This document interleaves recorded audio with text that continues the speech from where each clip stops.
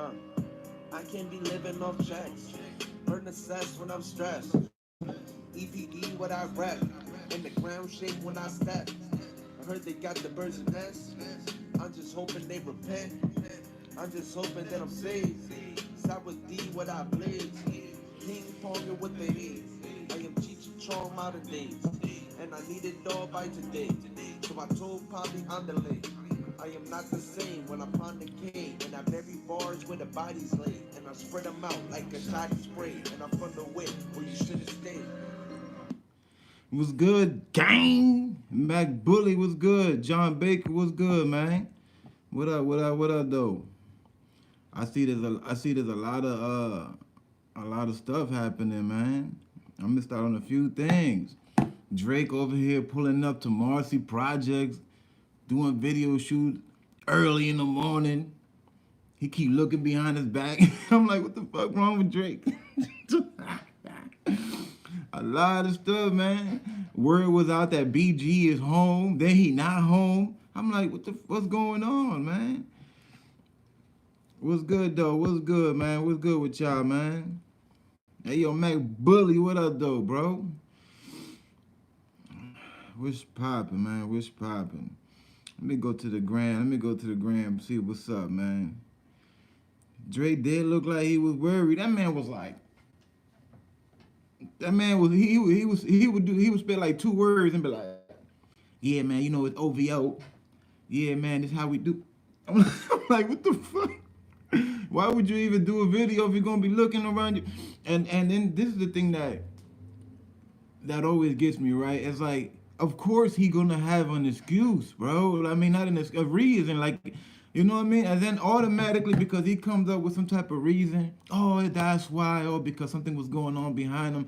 But you gotta know that he's gonna come up with some type of excuse of why he kept looking back, bro. You feel me? Then there's people in the background laughing and shit. What were they laughing at? It was nothing funny, you know what I'm saying? Unless they was laughing at him, kept turning his neck around like that. God damn, that nigga looked at where. I'm like, what the fuck? That shit was funny as hell, bro. Why would you go to... And then why did he even go there? Why? Is he doing a song with Jay-Z that we don't know about? Is he doing a song with Jay or something? Probably, right? Probably doing a song with Jay-Z or something. Imagine that though. That'll be hard though, right? Jay-Z and Drake on a song to 2020. 2020 Jay-Z and Drake on a song. 2020. That'll be hard, right? On some Marcy shit. And then have bring Bleak back too and do let Bleak do like the hook and have it be like some hardcore street shit too. Let Memphis Bleak do the hook, you know what I'm saying? Just so he could eat. Just so he could eat again, you feel me? You know? I mean, you know, man, Bleak getting his money, but I don't know about this music shit though, because this shit done elevated to a whole nother, you know what I mean? Well, y'all see it. Y'all seeing it. Y'all see what we got now. You know? We got people like Trippie Redd, Gunna, NLE Chopper. You know what I'm saying? That's the new era now, you know? Sean Johnson was good though. That's the new wave, right? That's the new wave.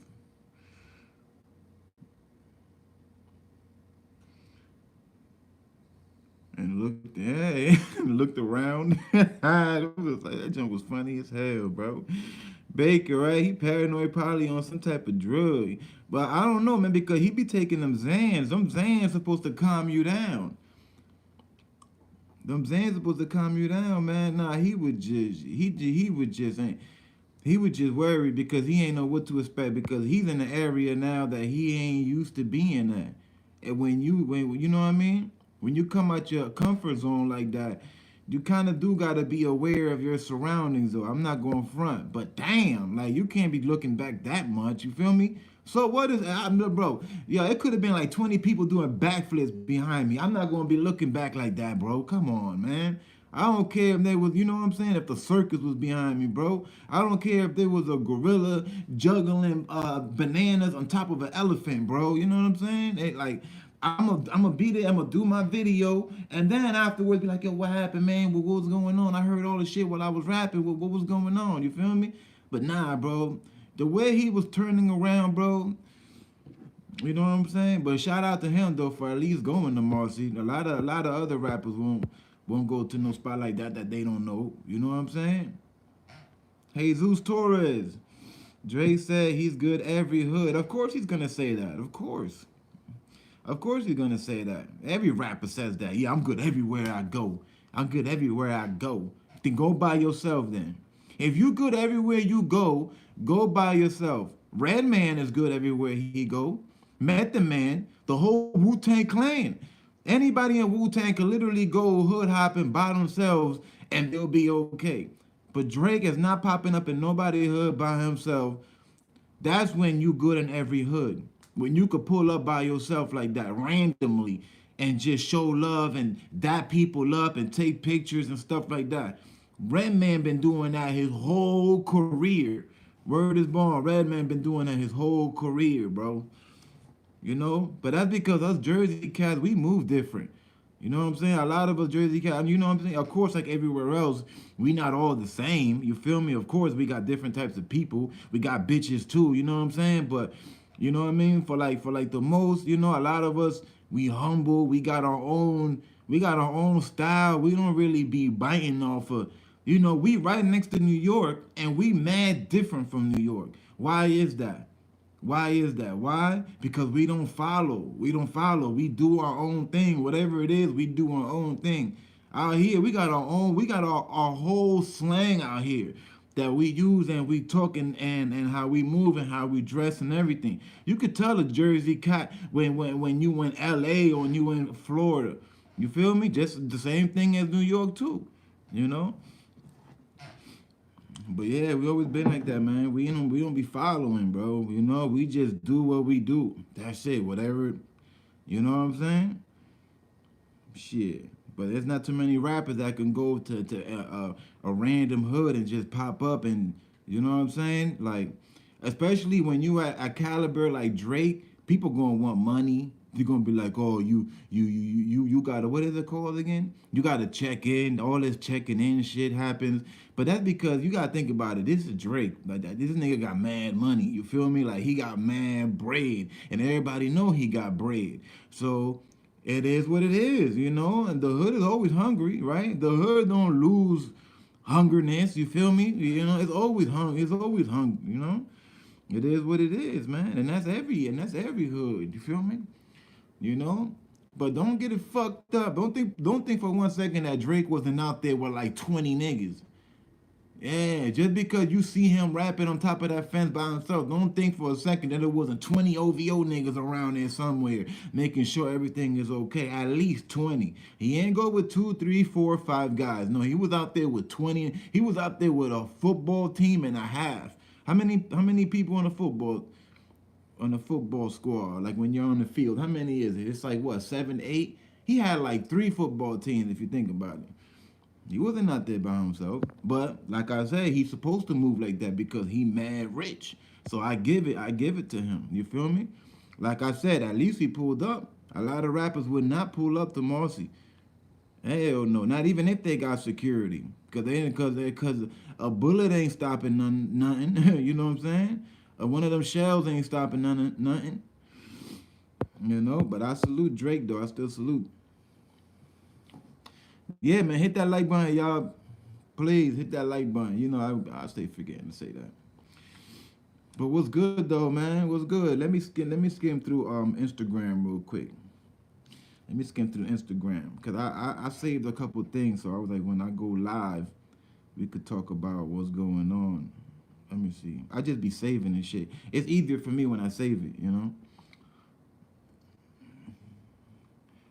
Let's see. What's the Cameron.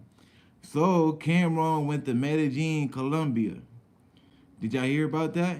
Did y'all hear about Cameron in Colombia? Oh, I got a bunch of videos I gotta do today. I got like at least 5 bangers I gotta do today. Straight up. Straight hip hop too. Cameron was in Medellin, Colombia, hanging with one of the biggest cartels in Medellin, bro. He was with Roberto Escobar, Pablo Escobar brother.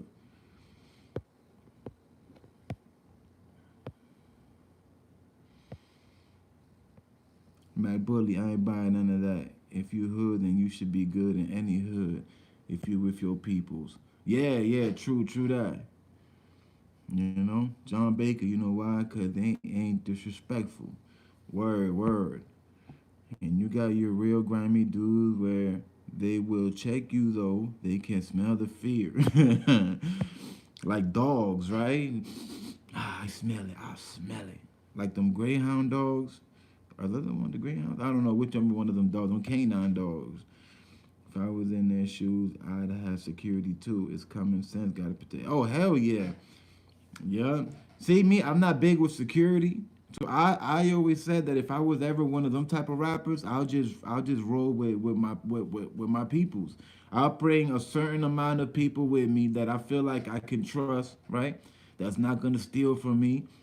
And that's not gonna be on some too super scary stuff if we end up getting into it with another crew and they're like and they over, and they have way more people than us. Like you got to pick a certain amount of people that even if you're outnumbered, you still gotta hold it down into whatever, whatever happen. You feel me?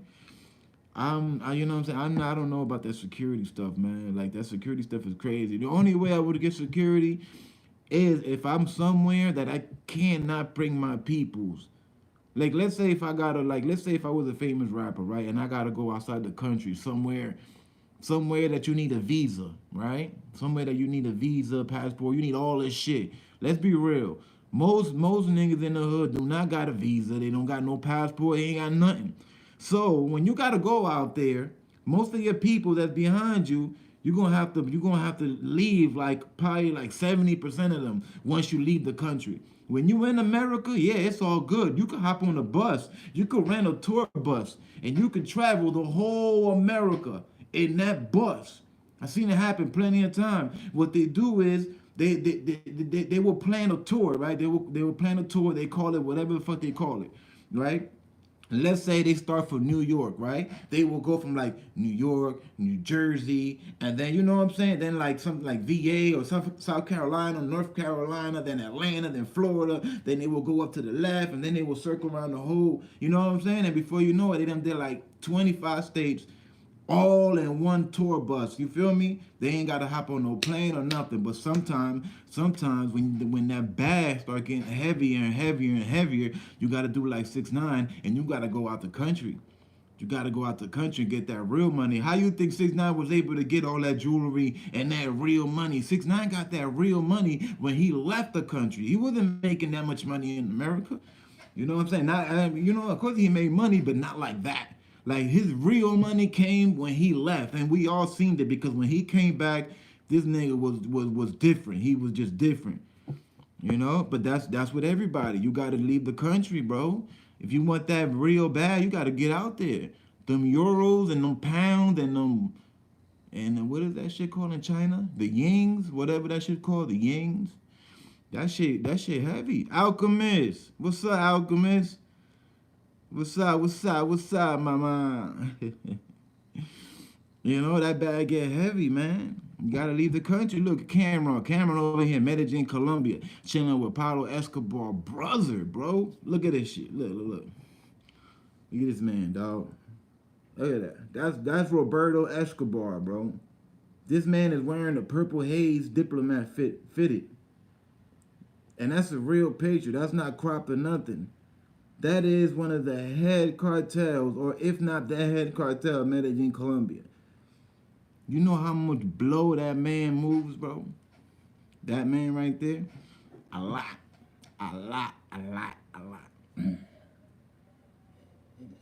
Mm-hmm. Here's another picture right there. That's his house. That's Roberto Escobar's house. That's his crib. That's in Medellin, Colombia, right there. It's a beautiful thing when you can leave the country. I'm telling you. I know most of my friends, most of the people I met through my whole life, they never even left the country like that. Most people I know never left the country. They don't know what it is to get on a plane and fly 13, 14 hours. You feel me? To go to another country where they speak a whole different language and everything is just different. Everything different.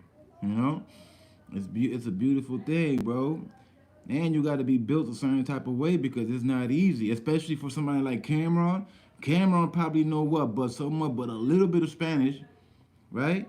He probably know a little bit. He know like that, them easy Spanish words. He probably know, but he ain't speaking that shit fluently. You know what I'm saying? So for him to be at Roberto Escobar crib, that's a big deal, bro. His hat. I just got it. Yo, hit that like button, man. Oh my God. You feel me? Been on vacation trying not to get the Wuhan wiggle, yo. Yo, for real, man. And watch out for that corona shit that's out there somewhere, man. I don't know where that shit at right now, man. But people falling like flies, dropping like flies, man. Be careful with that corona shit, man. Word up. The whole way of life is different. For real, Baker, for real. If I had it like that, man, I would barely be in America. I'm trying to tell you. I will barely be in America, man. Fuck that. I lived in America damn near my whole life. You know what I'm saying? Like, yeah, I left through a few states, Madrid, Argentina, of course, Puerto Rico, Dominican Republic, or whatnot. But that ain't nothing to me. You feel me? That might mean a lot to some people, but to me, that ain't nothing. That's only 5, 6 countries. I'm trying to see all countries.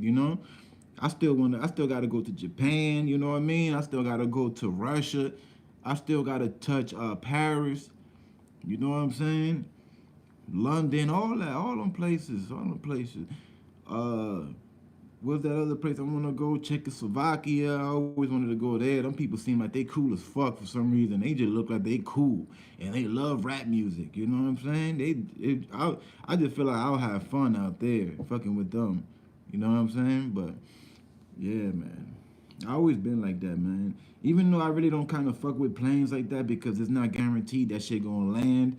You know, every time I've been on the plane, if I had to count how many times I flew on the plane, if I had to count how many times I've been on the plane that took off and landed, I would say probably like 30 something times, probably like 30 something times. And every time I've been on the plane, man, I was always at least a little worried. Always at least a little. No matter, I never really got used to it.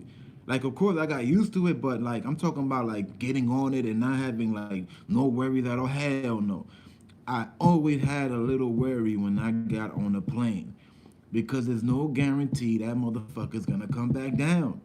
You feel me? I had to be real. In my head, I had to be like, yo, there's a chance this shit might not come down. You know?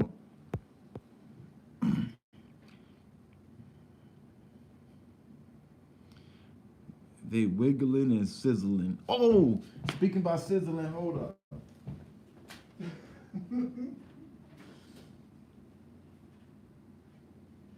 Thank God I put this shit on a damn timer. Oh man, let's still fuck my shit up.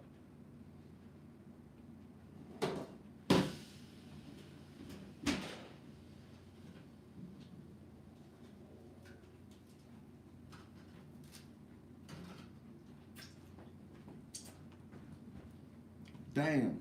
I fucked my shrimp up, man. Damn, man, that shit was gonna be rocking. Now it's like 12 pieces of shrimp. I'm talking about some good ass shrimp that I usually buy from the supermarket. It's like $7 a pack, and they come with 8. I put it in the oven. Thank God that I put the timer on that shit. Thank God, but still, man, one side is fucking burnt. Damn. I'm looking at that shit like it's a wrap. I mean, I might be able to peel off the burnt part and probably still get like a good percentage of it, but that shit ain't looking too good, man. Damn, man. Oh man, you see? And I don't know what happened because I put an alarm on this fucking phone. That shit ain't even go off. I know it ain't go off because I got it in my damn hand. Damn, I fucked my shrimp up, man. And it's a lot of them too. It's like 12 pieces. I just took it out right now. I'm gonna wait a few minutes till it cool off. Then I'm gonna see what I could do. I'm gonna see what I could do with that shit. Damn, man, that's crazy, man. I'll fuck my shrimp up, man. I'm hungry too, y'all. I'm hungry, man. I haven't ate shit. All I ate was some motherfucking cereal. Mr. Nero, what's good, bro? Just like El Chapo, that's one thing he didn't want happening, getting extradited to U.S.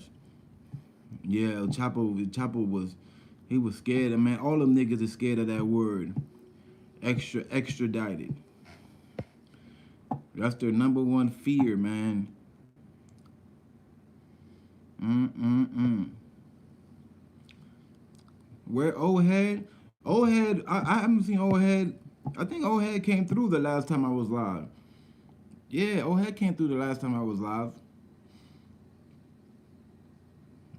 Yeah, nah, I wish it was bacon and eggs that I forgot. It's even worse, man. The damn fucking shrimp.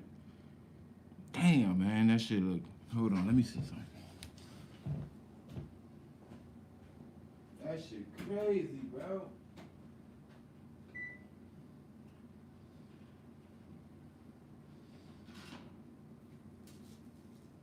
Oh, it's not that bad. That's a good thing.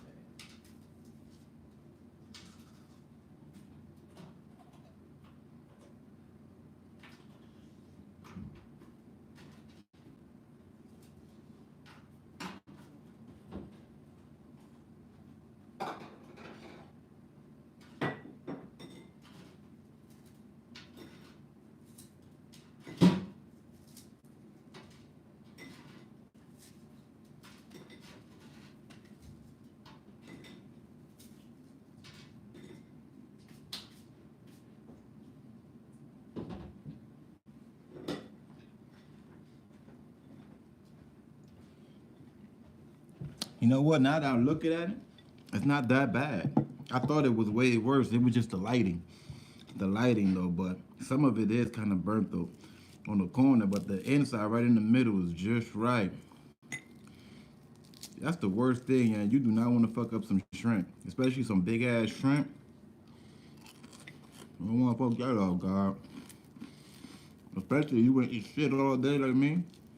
All I had was some damn cereal. Hmm? The shrimp got saved, thank God. You know what saved the shrimp? What saved the shrimp was the thing on the outside, the crust, the bread, the breaded crust around the shrimp. That's what saved the shrimp. If it wasn't for that, that shit would have shrunk. It would have shrunk. It would have shrunk, and it would have been black as hell. Mm-hmm. That's what saved it. That's exactly what saved it. Thank God. Thank God it's not that bad. All I gotta do, but I gotta peel all this shit from around it though. But it ain't about nothing. Yo, my boy Wild Bill Assassin, he dropped a new banger, man. I gotta put that up later. I'm looking at it right now. Pick it up. Pick it up, pick it up. Mm-hmm. Calling my number one, pick it up. She said news on my screen, said I pick her up. True bars, I got potential. She called lockjaw, check a dental. Why you rapping baby, nigga? GS Assassin, Orlando Magic, when Penny was big niggas. They calling my number one, pick it up. She said news on my screen, said I pick her up. True bars, I got potential. She called lockjaw, check a dental. That's the immortal homie up there. That's the EmZ homie. That's one of the fathers of the EmZ. One of the founders. The forefathers. The forefathers of the EmZ. You feel me? Mm-hmm. It's me, Harley Hash, Assassin, and Deuce. Deuce Dollars. Deuce Dollar. You know what I'm saying? It's a machine behind me, man.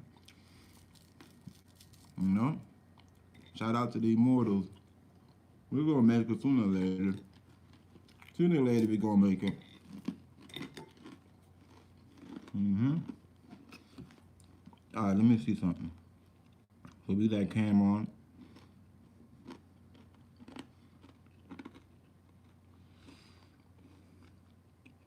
Hey Boogie.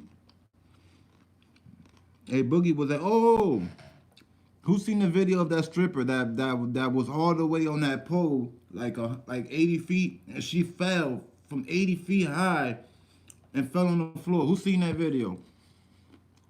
The stripper fall, the stripper fall. I'm gonna come cook for you. Oh, I'm putting strip in the oven because there's two ways I could have done this one. I looked at the box and said you could either put it in the oven and have it at 410 degrees for like 10 minutes. You know what I'm saying? Or you could put it on a pan. I didn't feel like doing all that greasy shit because I just did chicken the other day and I, you know what I'm saying? So I get tired of all that grease. You know what I'm saying? So I put it in the oven. You know, it's less messy. You know what I mean? Like now, like when I put something in the oven, I just got the pan. You know what I mean? I throw it on in the sink, throw a little bit of soap on that shit and scrub it a little bit, and I clean it. It takes me literally like about, I don't know, 30 seconds or something like that. But when you got all that grease and shit, oh man, that shit is just, you know, it's alright. There's nothing wrong with it, but I just get tired of all that grease. Like, I literally fried like how many pieces does it? I fried 12 pieces of chicken the day before yesterday. It wasn't yesterday, 'cause yesterday I ain't cooked. The day before yesterday, I fried 12 pieces. You know what I mean? So y'all already know, for y'all cookers, y'all know how much oil you gotta use for them 12 pieces, you know? And you know, I gotta season this shit. I seasoned that shit like twice, man, because I don't know, for some reason, I just gotta season it a lot. Like it comes off when you fucking fry it. You know? A lot of it comes off. When I get the chicken or pork, as soon as I get to the house, I unwrap that shit. I rinse it out with water and vinegar, right? Then I get this big ass bowl, and then I give it a few slices on each side, and then as I put them in the bowl, then I get the adobo or whatever the fuck I'm using, the sazon, and I pop, pop, pop, pop, pop, pop, pop, pop, pop, and then with my hands I just try to season it. Then after that, then I grab all the pieces and I grab one of them Ziploc bags, one of them big Ziploc bags. I throw them all in there, then I put it in the refrigerator. Then I wait a few days, and then I use that and I cook it. And even doing that, a lot of the seasoning still comes off of it when you cook it in a pan with the oil. Cause the oil takes a lot of it out. So I be having to do it twice. I be having to hit it one more time before I throw it on the pan. Then I go. Then when you do it like that, it's a little better. I can't believe I almost I did burn it, but I almost really burnt my damn shit. Like, damn, that's crazy. That's what my dumb ass get. And the oven got a damn timer, but I don't know how to fuck with that shit. That shit got too many damn buttons. I'm gonna show y'all the video of the stripper right now. KB, what's up, KB? Oven have you making popcorn shrimp? Oh man.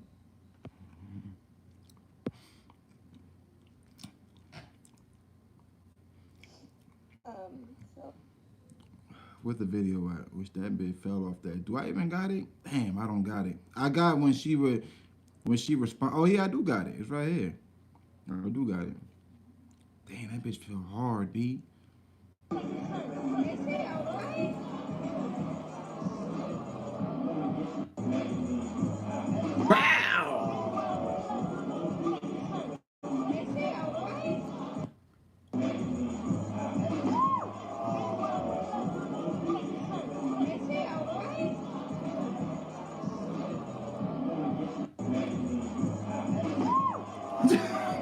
Yo, I'm sorry. Yo, God forgive me, Father, forgive me for laughing, but I can't help it, man. I can't help it. I can't help it, man. These strippers be doing way too much, B. Way too much. What the fuck are you doing? Fucking how that's like 30 feet, bro. You 30 feet up on the pole. And then she continued twerking like if it was nothing too. Yo, she broke her jaw. She broke her jaw. I think her front tooth came out because when she did that video responding, like you could tell it's like a fake. You could tell that's not real because it was crooked. I think her front tooth came off and maybe a few of the back ones came out when she swallowed that junk.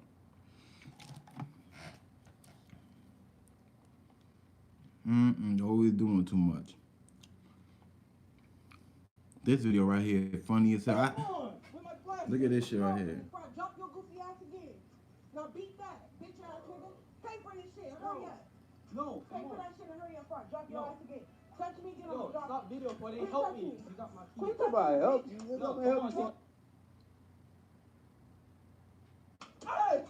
Quit playing with me, nigga. help me. What's wrong with you, nigga? Come on, where my glasses? Get off of me, bro. Drop your goofy ass again. Now beat that, bitch ass nigga. Pay for this shit. Hurry up. No, Pay come for on. that shit and hurry up. Drop your ass again. Touch me, get on Yo, the drop. stop video for they Quit help touching me. me. You got my Quit keys. touching me. help you. No, come on, Hey! Quit playing with me, nigga.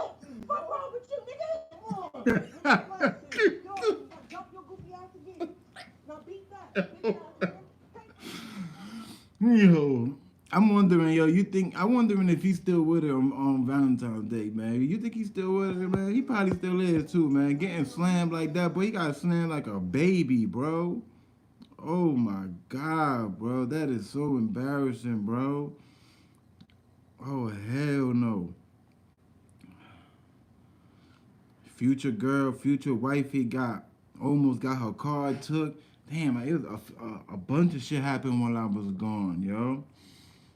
Let me see. I got how many videos I gotta do today? Let me see. I got like I'm gonna do like 3 today. I'm not gonna do too much. Yeah, I'm gonna put up like 3 vids today. Fuck. Let me see. 1, 2. I don't even know because this shit type old already. I don't even know if I even want to speak about this shit. I might just wait until something new come out. And it's not like I lost out on anything anyway. I ain't lose a step at all. I gained hella subs. A view count is exactly the same.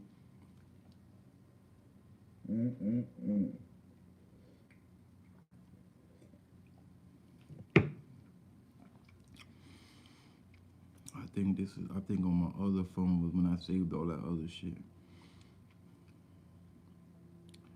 Nicki Minaj best friend getting at Cardi B still. That beef still there. These bitches about to as soon as these bitches meet somewhere, it's gonna be on. That shit ain't going nowhere. That shit ain't going nowhere. Snoop Dogg apologized to Gayle King.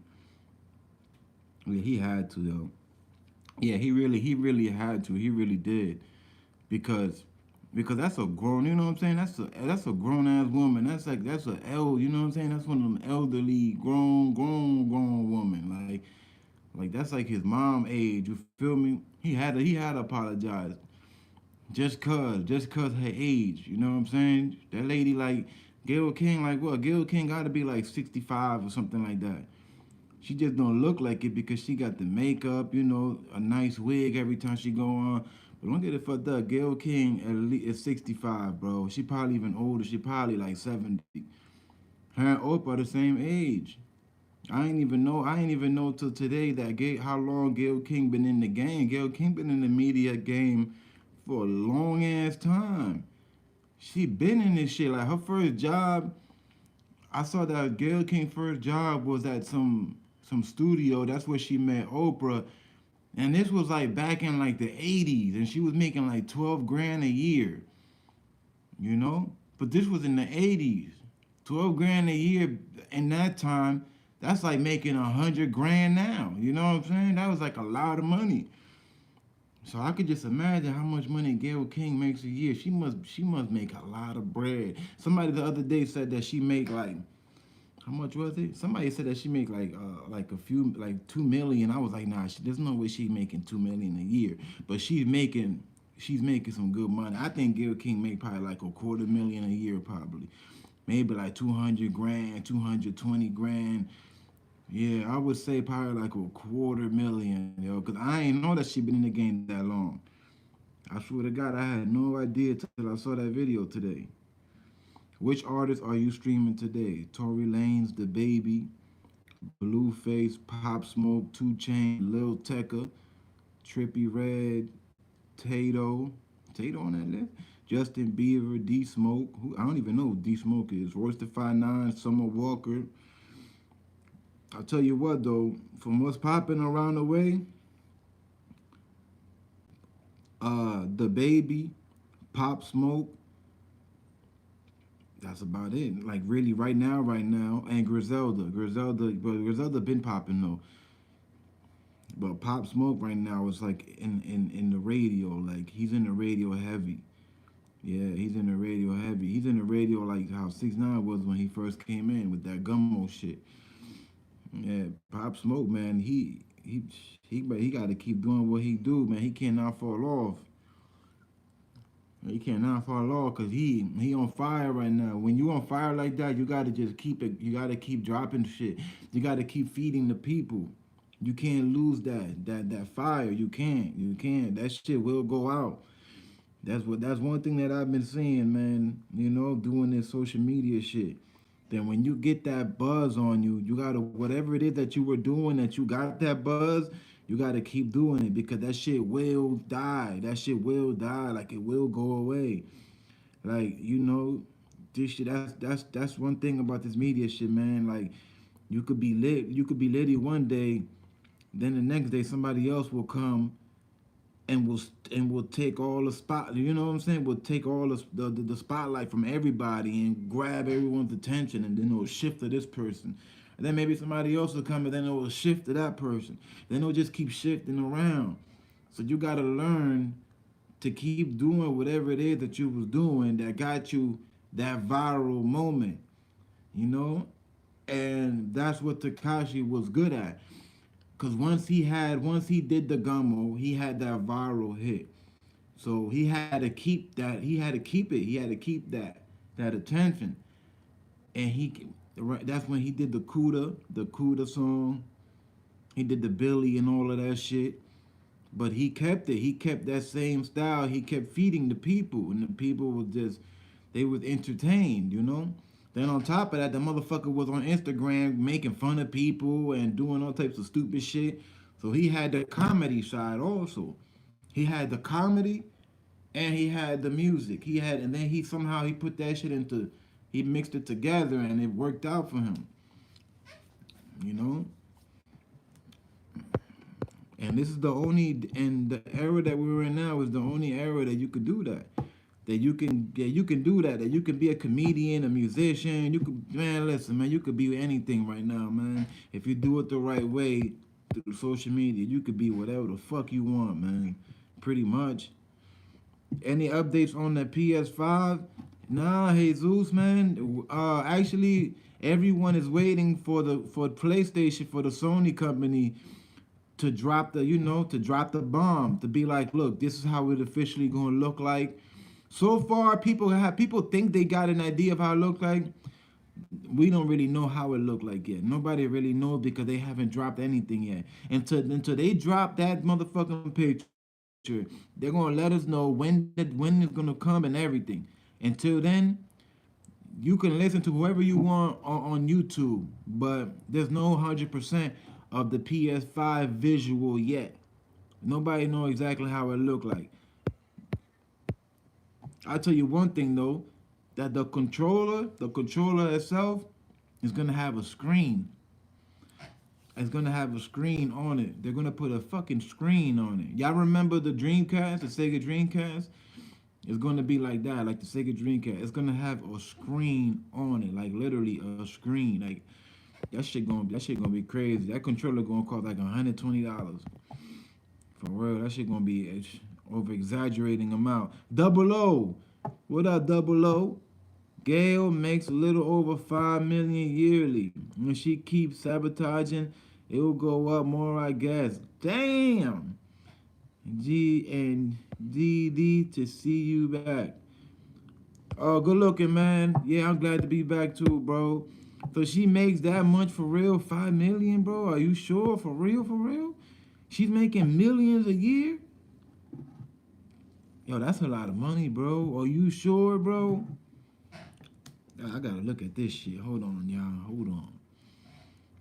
I wanna see what businesses she own. Because to make that much a year, you gotta own something. You cannot just be a reporter and make that much. You have to own, she has to own something. She has to own some type of channel or something. She gotta own something. Damn. Her net worth is 20 million right now. Her net worth is 20 million. So she's worth 20 million.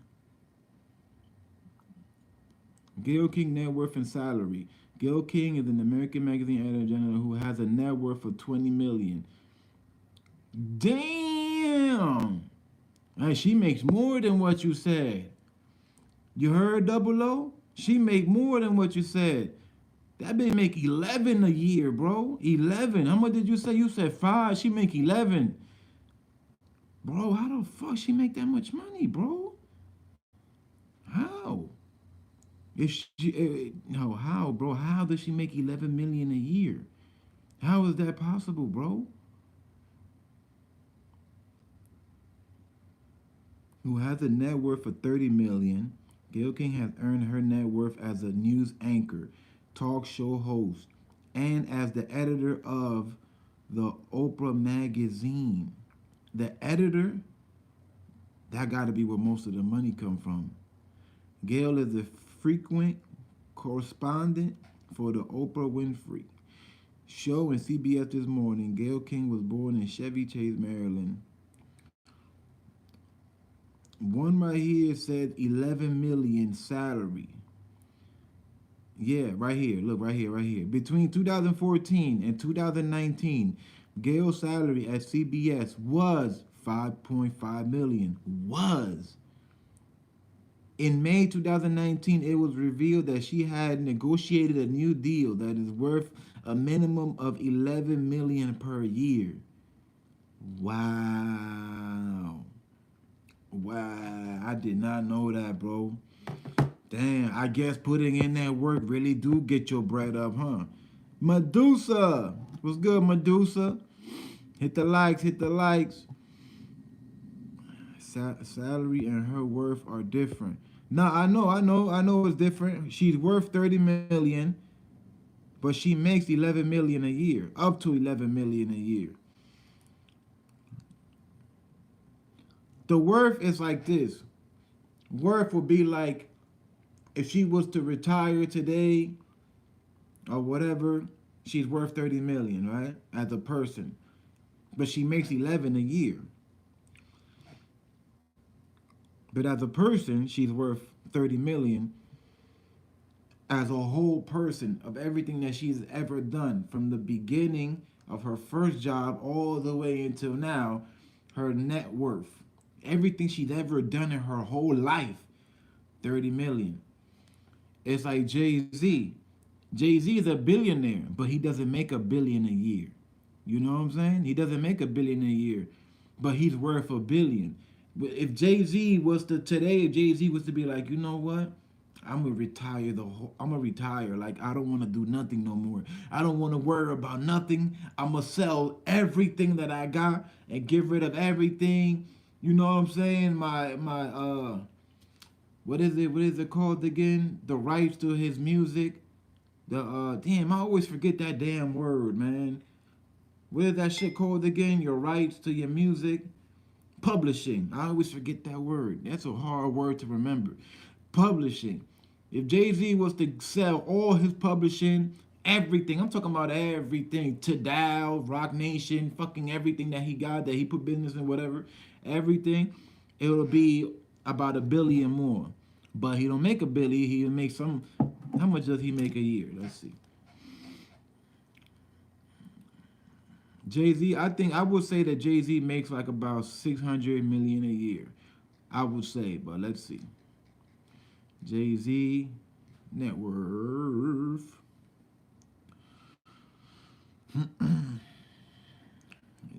With a net worth of 1 billion, according to Forbes magazine, Jay-Z is the first hip hop artist to become a billionaire.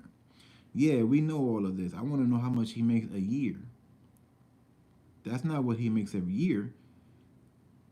I want to know how much he makes every year. Will they even know that? Let's see. I'm in Forbes right now. I'm in straight up Forbes. Let's see. Let's see if they have an idea. They might have an idea. He paid taxes, so they gotta know how much he's making a year, or somewhat, because he paid taxes. You just keep saying how much he's worth. 22 Grammys and over 500 million in pre-tax earnings in a decade. Pre-tax. What the hell is this? What is it? Oh, that's Rockaware. Yeah, he sold Rockaware in 1999 for 204 million to Iconics in 2007. Damn.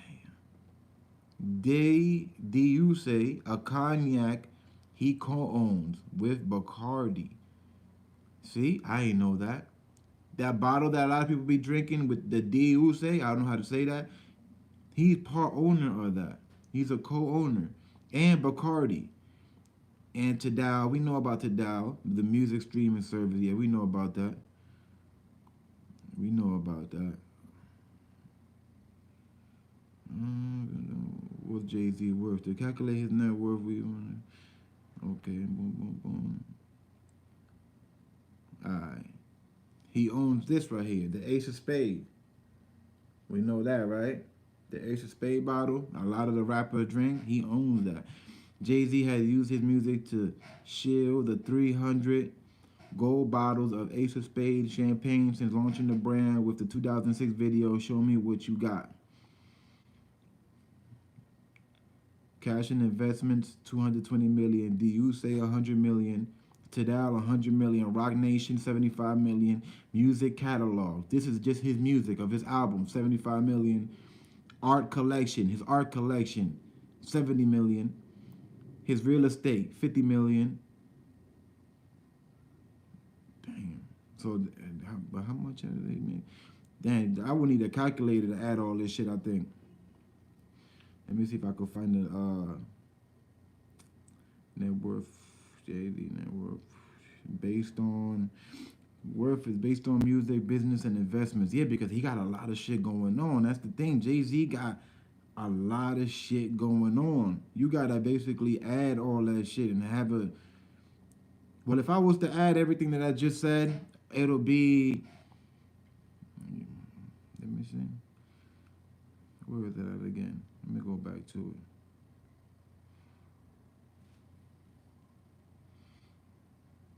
I'll tell you right now. I'll give you an idea. 310 million.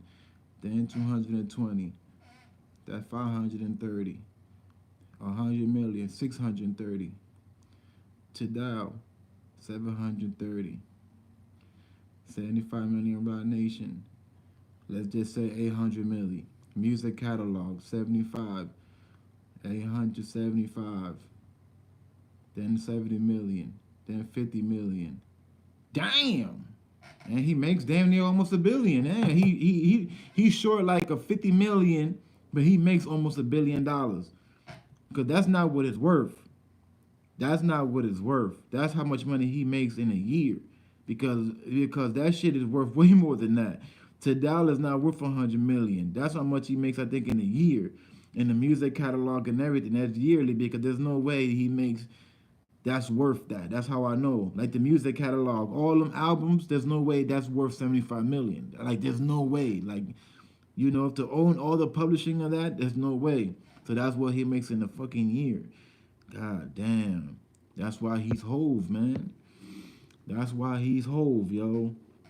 That shit crazy. That real estate. Damn, that's a big ass crib. That shit look beautiful. Is that the one in New Jersey? I think that's the one he got in Jersey. Because I know he got a big ass mansion in New Jersey somewhere.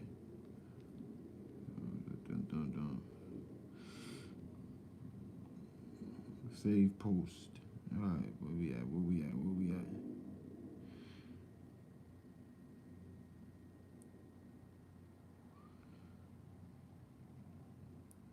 I'm still trying to figure out that the Drake shoot that he did, the and Jay Z hood. What song is that, and who's on that song? If anybody knows, let me know in the comment. I'm trying to figure that shit out. T1 Hill, what's up, T1? What's up? What's up? What's up?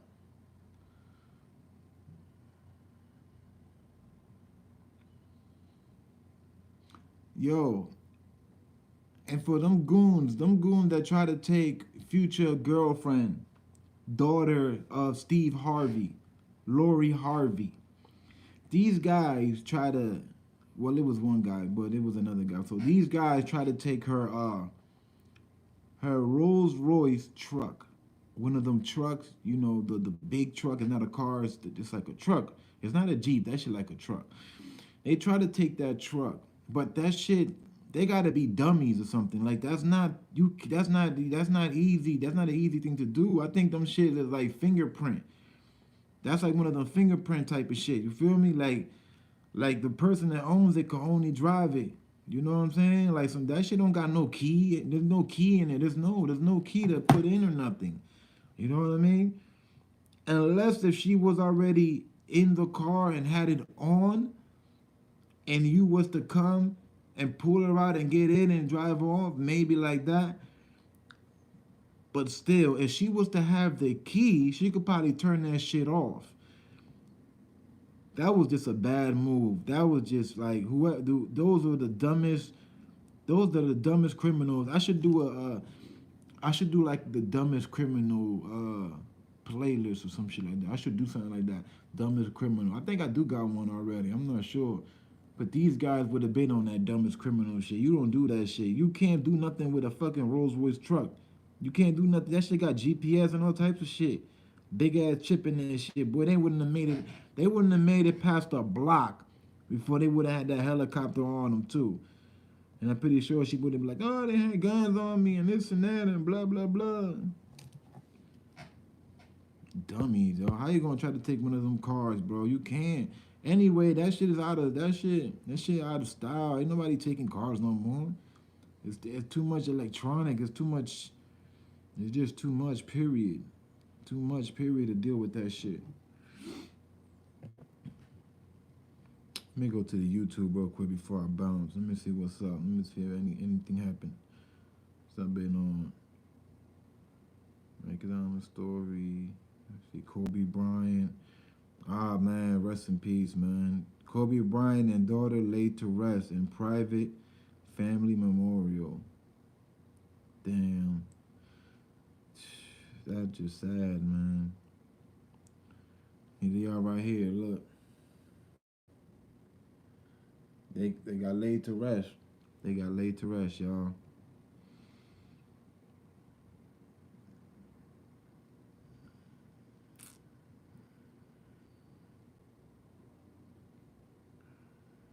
Mob James are knowing at least 100 people with life sentences. I mean, shit, he been in the game for so damn long. I bet he do know 100 people doing life.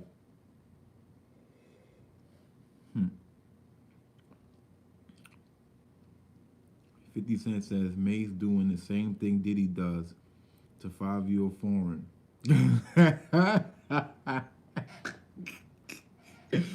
yo, that's, man, listen. That's hard, bro. That's a hard thing to say, bro.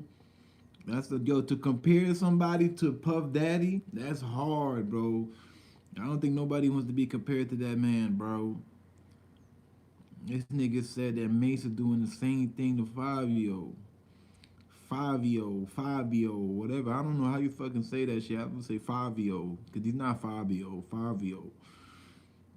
Oh, man. Yo, man, to be comparing somebody to that is some funny shit, man. Gene Deal, the Mace situation, right? I wanted to talk about this too before I leave.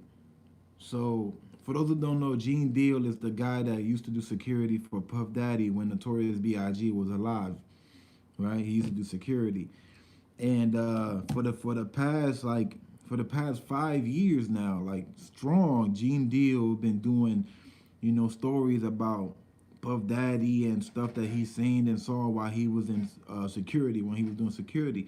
He used to roll around with two burners and whatnot. He said he gave him names and all of that.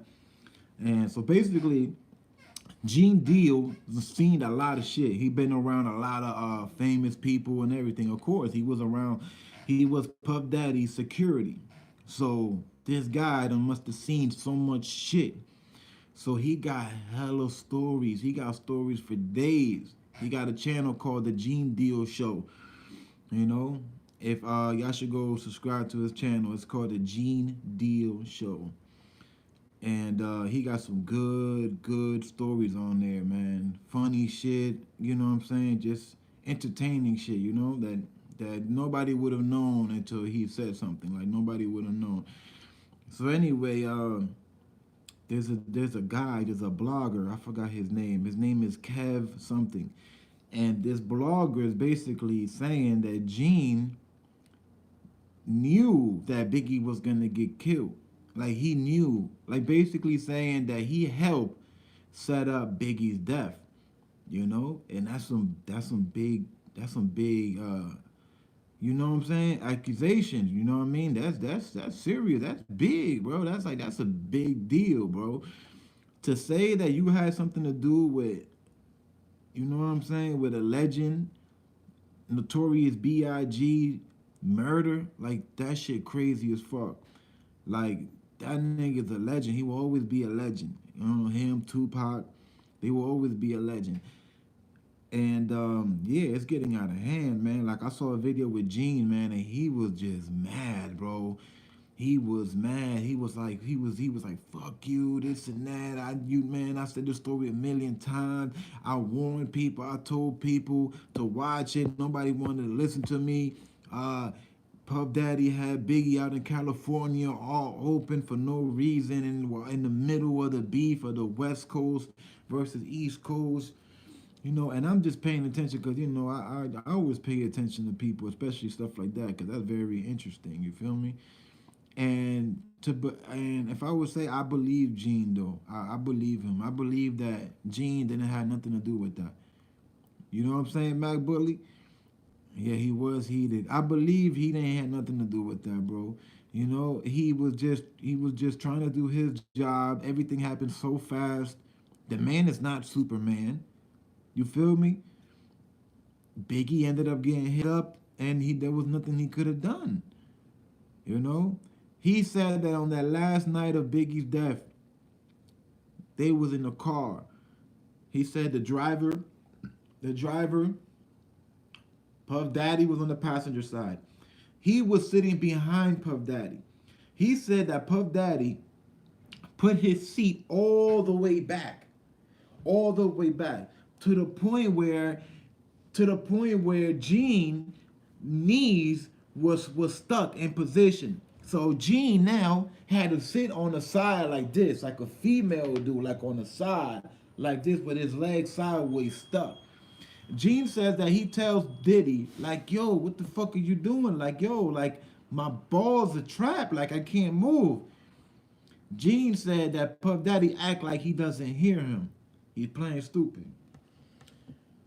So Gene says that the driver, right after all of this, in the midst of all of this, the driver goes and says, oh shit, some guy is pointing a gun at Big.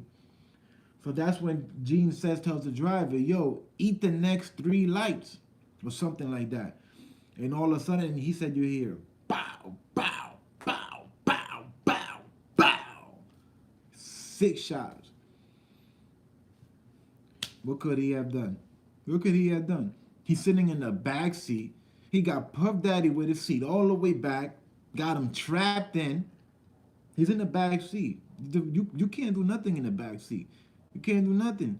If you're not the one physically driving, and anyway, once the shots went off, that's it. Like, you got to be there before the shots go off. It's not the shots go off and then you go, because Even if Gene was behind the wheel, because I planned this out like a million times, the situation of Big's night, because that was more into detail than than Tupac shit because of Gene, you know. So I planned this out in my head like the situation of what he went through, and I'm like, even if Gene was behind the wheel, he still was basically useless, man. He's basically useless. Like, bro, if you're protecting a famous rapper, like, and you know you in the city in a state where there's hella beef with the nigga, right? Y'all had to be in. There had to be two cars. There had to be one car in front of Biggie's car, and then another car behind Biggie's car. So Biggie's car should have been in the middle of two security cars, one in the front and one in the back. You know what I'm saying? And on top of that, it wasn't bulletproof. And at that time, you could have bulletproofed the whip. You could have. They had the money to bulletproof that car. They could have. You know, it wasn't like it was too far behind. This wasn't in the 80s. This happened in 96. They could have bulletproofed that whip. What you think, Mac? You think they could have bulletproofed it? 96? They had that, right? It was available, right? The bulletproof whip if you had the right amount of money. Mace tried to say it was Gene and his security fault. Mace said it was their fault. He did. He did say it. But Mace didn't say that he had something to do with it though. He didn't say he had something to do with it though. If anything, I would believe that Diddy did though. I would believe that Diddy did. There's an interview out there. There's an interview out there where they interview Puff Daddy and they asked Puff Daddy, "Did you know that Big's life was in danger that night?" And he said, "No, I had no idea." And Gene said that he's a bull-faced liar. He said everybody knew. Everybody knew Big's life was in danger. He said because they went up to Mace the day prior. They went up to Mace. A group of niggas went up to Mace and said, "Yo," because they knew that Mace was cool with Biggie and Puff Daddy, bad boy. And they went up to Mace and they said, "Yo, man, we know you in here. Tell your mans in them to watch his neck." You know what I'm saying? Like we got a bullet with his name on it. They said that to Mace and they let Mace live. Mace went and told Puff Daddy. When Mace told Puff Daddy, Gene Deal was there. When he told him, he was there. And Diddy goes and gets interviewed months after and tells the interviewer that he had no idea that people were looking for Biggie. So seeing that, it's like, okay, he basically lied, right? And I'm the type of person that if you lie, it's like you're lying for a reason. So now I got to figure out what reason are you lying for?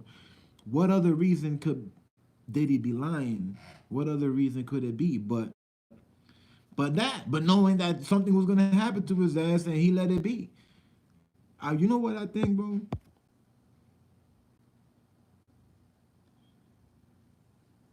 Gene said Mace knew what was going on. You know what I think?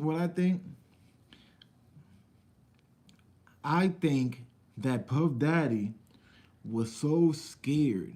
He was so scared of his own life. He was so scared that in his head, he was like, man, it's either me or Biggie. It's either me or Biggie. I'm not going to get killed over this Biggie and Tupac shit. Because remember, Tupac was dead already. Tupac died before Biggie.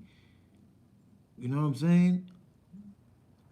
California lost their biggest rapper. Their biggest rapper, bro. A poetic rapper, the dopest gangster rapper, Tupac. And Biggie's still walking around like shit is sweet. Then on top of that, he's in Cali. So I could just imagine Puff Daddy was getting hella threats left and right. I know he was. I could just imagine, bro. I could just imagine. He probably was getting phone calls, emails, you know what I'm saying? All types of bullshit. And he gonna sit there and say he had no idea. I think Diddy, not that Diddy set him up. I don't think that Diddy set him up though. But I think that Diddy didn't care about protecting him to make it a little easier for him just to get God, if anything. That's what I think, but that's my opinion. I don't think he set him up though.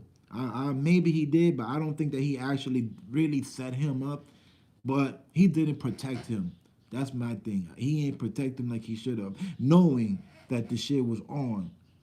You know, it was like if to me Diddy was like, man, it's easy. I'm gonna say I'm gonna protect my ass. I'm gonna protect my ass, man. That's it. I'm gonna protect my ass. I don't care, you know. Yeah, I got the biggest rapper in the world in my label, but at the end of the day, he was not gonna try. He was not gonna die for him. Like you know, of course not. Well, come on, man. You know what I'm saying?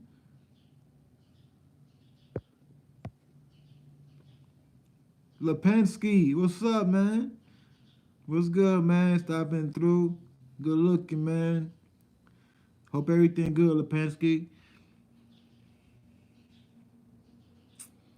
Yeah, man. But that Diddy shit, that shit, I don't know, man. That shit is all funny to me. Like it's too funny. Not funny as humorous, like funny as strange, like something weird. You know, something. You know, something strange about the whole thing. Wedding day, Tokyo and Marcellus. Tokyo getting married? China, Black China mother getting married? Her hood ass getting married? Who's marrying her? Oh man, whoever's marrying her, man, that nigga. Oh man, he about to go through hell. Is he old or young? He kind of alright. He about her age. He up there. Oh hell no, he do not know what he getting into, bro. I know what he think. He like, man, that head is so good.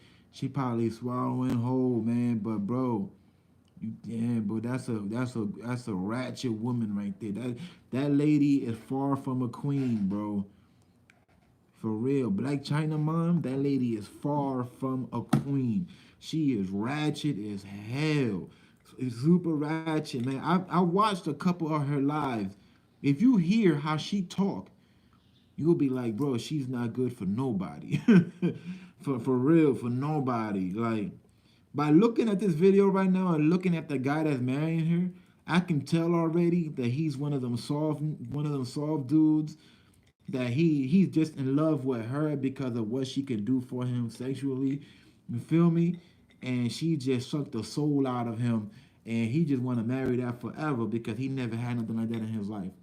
But at the other end, he do not know what he's getting into. That woman is gonna go right into his pockets. You hear me? She is going head first into his pockets. I'm telling you. Black China mom? Bro, not even Black China fuck with her mom. That's how ratchet she is. Not even China, not even Black China mess with her own mother. Because she's too crazy, bro. Have anybody in here ever seen Black China's mom?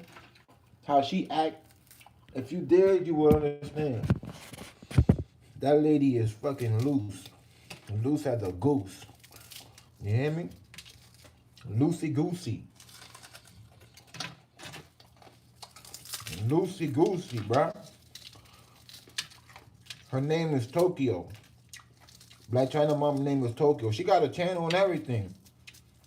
Yo, one day I went to her channel, right, to see what she was talking about. Just to see what she was talking about. And you know what she was saying? You know what she was doing? Y'all not gonna believe this. Y'all not gonna believe this. I'm about to tell y'all. She was charging her fans money just to be in there and talk to her.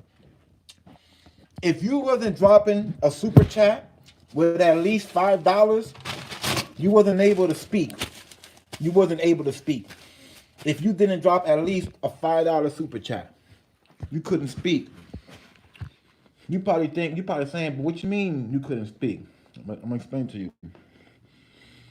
If you go into her channel, right, and you say something like this, "Good morning, Tokyo. How you doing, beautiful?" This will be heard. I don't want to hear nothing.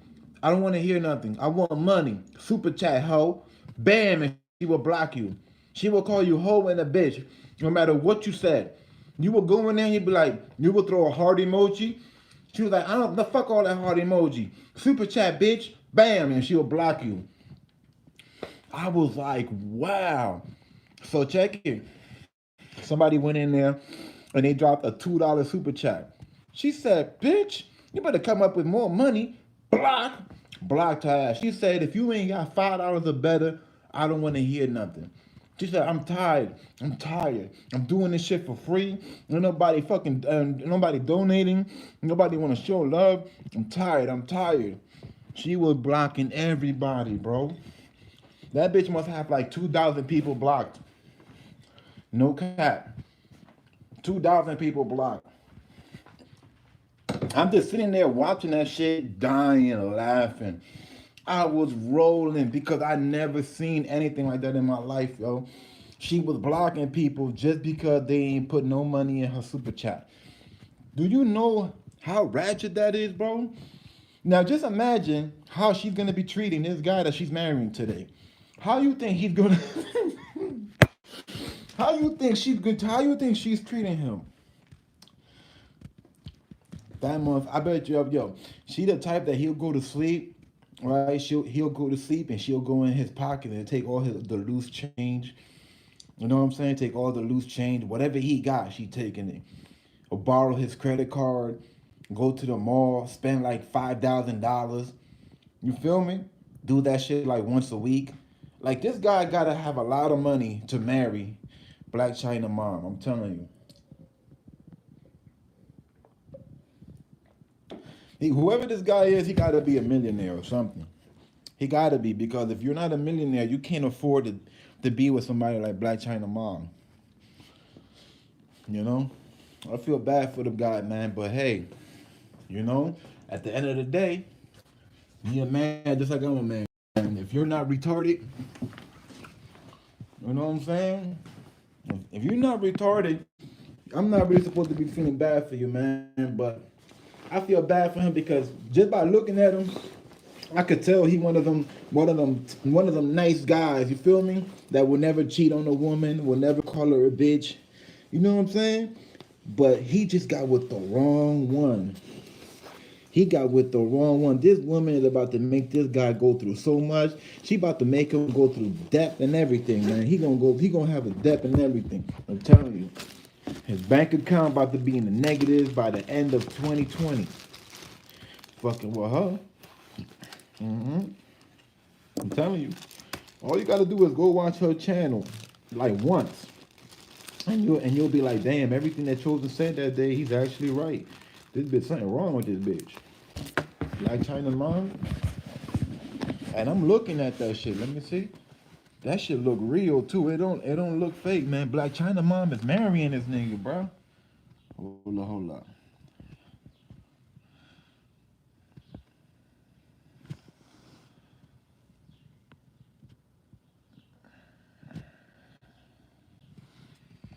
I can't show too much because, you know, this is YouTube and shit.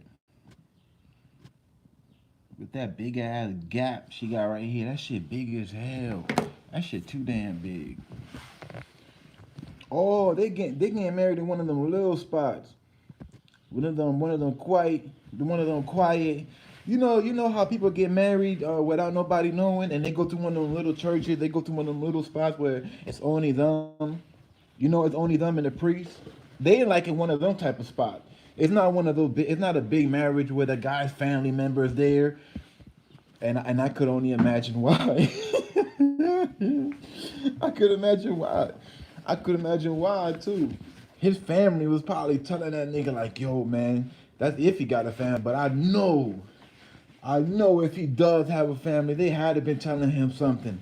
Like, yo, do not marry her, man. Just wait, you know, wait, man. You know what I'm saying? Just wait and see. But hey, man, if she's doing stuff to him that was never done to him before, that man probably turned out. That bitch look crazy too. Yo, she look just like Black China too. So look, she just dropped her phone on the floor. Oh my God. She all over the place. It's crazy how much you can change with a little bit of makeup. with a little bit of makeup and a dress, how a woman could look. You know what I'm saying? How they could change so much. Cause when I saw Black China Mom the other day, Tokyo, I'm looking at, I'm like, yo, she alright, but not nothing to go crazy.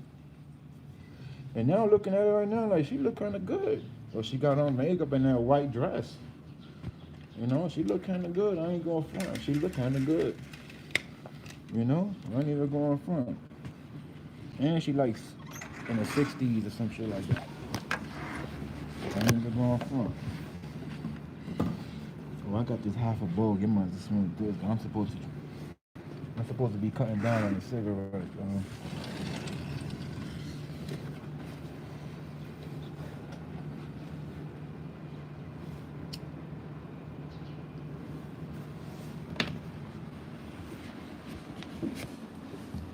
She wilding out, bitch. She wilding out. Let's see what's going on.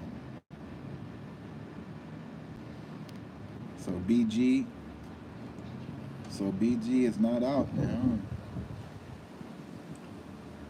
If y'all know who Lil Turk is, Hot Boy Turk is one of the members from Cash Money from back in the days, right? He did a lot of years in prison, right? Because he was messed up back in the day. He was on heavy drugs, right? So he did a lot of years in prison. So anyway, fast forward. So Turk is out, right? And he got an Instagram channel, and he got a lot of followers. Of course, because he's Cash Money.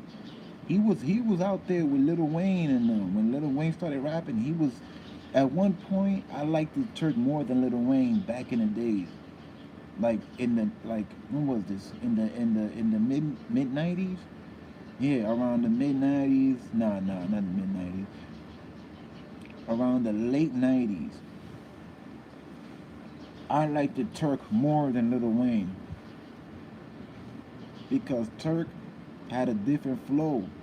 And to me, he was nicer than Wayne. At one point, he really was. But then he fell hard into drugs, and he went and did he had to do like 10 years because he did some crazy shit. Well, anyway, so he's out now, right? And he's on Instagram. So Turk puts up a post the other day, right? He put up a post the other day, and he says, "No more free BG. It's BG free." So a lot of people under that impression thought that BG was home. Shout out to my boy Def of a Cloud Chaser. Right? Shout out to my boy Def. Def had put out that video, right, of him saying that. Come to find out, the dude ain't even home. He's still in jail. His son, BG's son, does a video and says, "Look, man, I don't know what the fuck this guy talking about, but my father is still in jail. That's all I got to say." This nigga cloud chasing, he lying. So I'm like, what the fuck? Are you serious? He had me fooled because yesterday I really thought BG was home.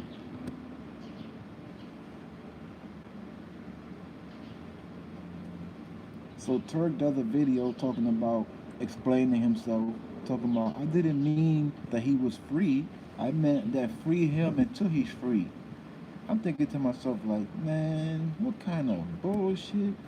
But you know what you did, bro. You did that shit to clout chase, and it worked, and it is what it is. That's all at the end of the day. But free BG, man. He should be coming home, I think. I think at the end of this year, I think. He should be coming home, though. He got his weight up and everything. Long ass dreads. If he come out with some, he could jump right back into the game because he around the right people, you know. Birdman, Lil Wayne, he gonna do it. He do a project with them. He'll be alright, but he got to keep up with this new wave that's out, and I don't know if he can because he been locked up for a while, you know. Well, before he went in, there wasn't none of this bubblegum rap that's out right now, you know.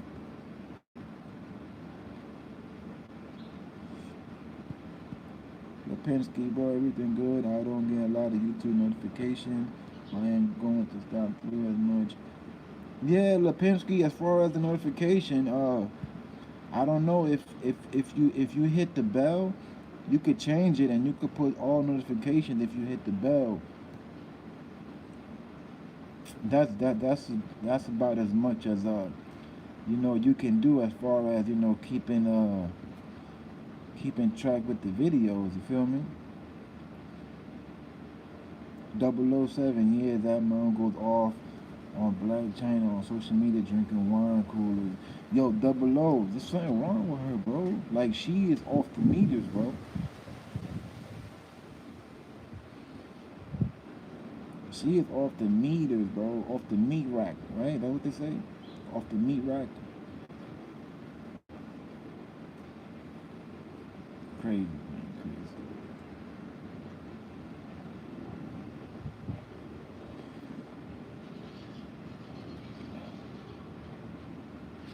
The winter time creeping back up. The other day it was fucking like 75 degrees. It don't make no sense. I heard tomorrow's gonna be cold, like mad cold, like 20, 15 degrees cold.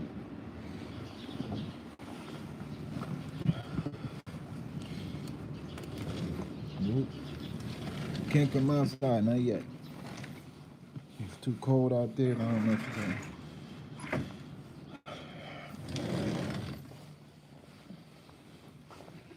Yeah, man. But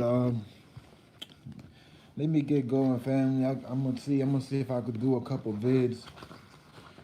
See if I could do a couple vids and stuff.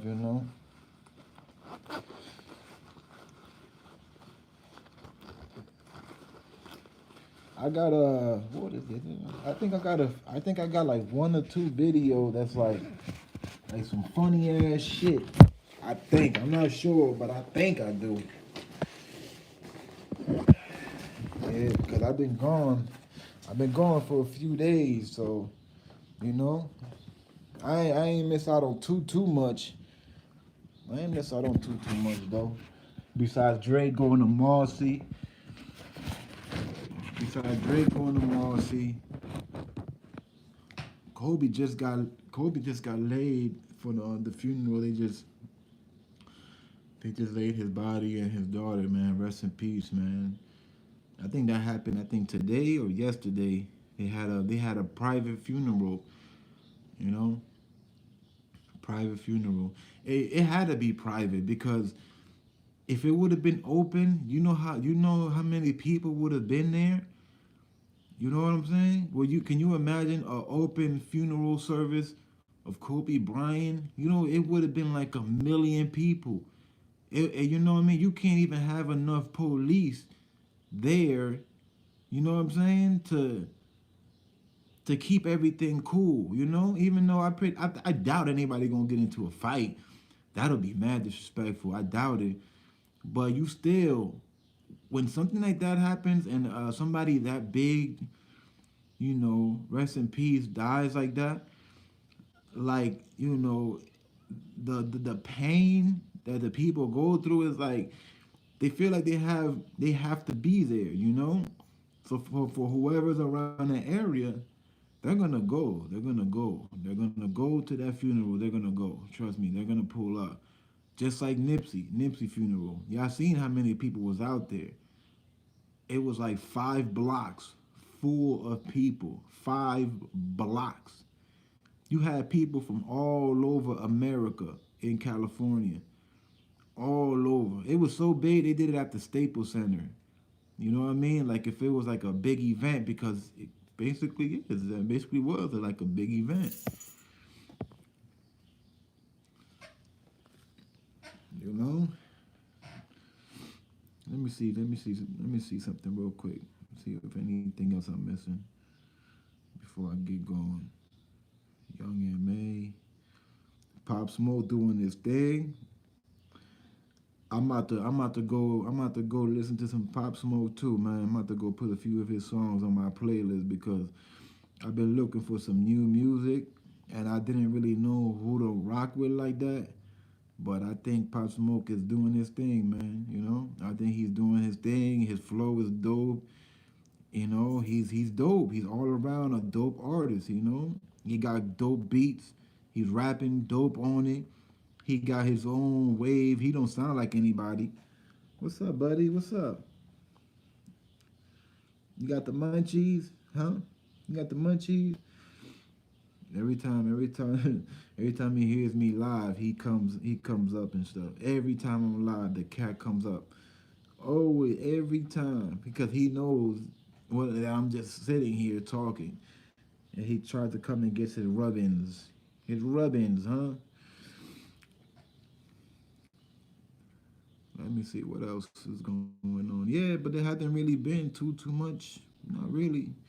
You know, the May situation that's about a week old already.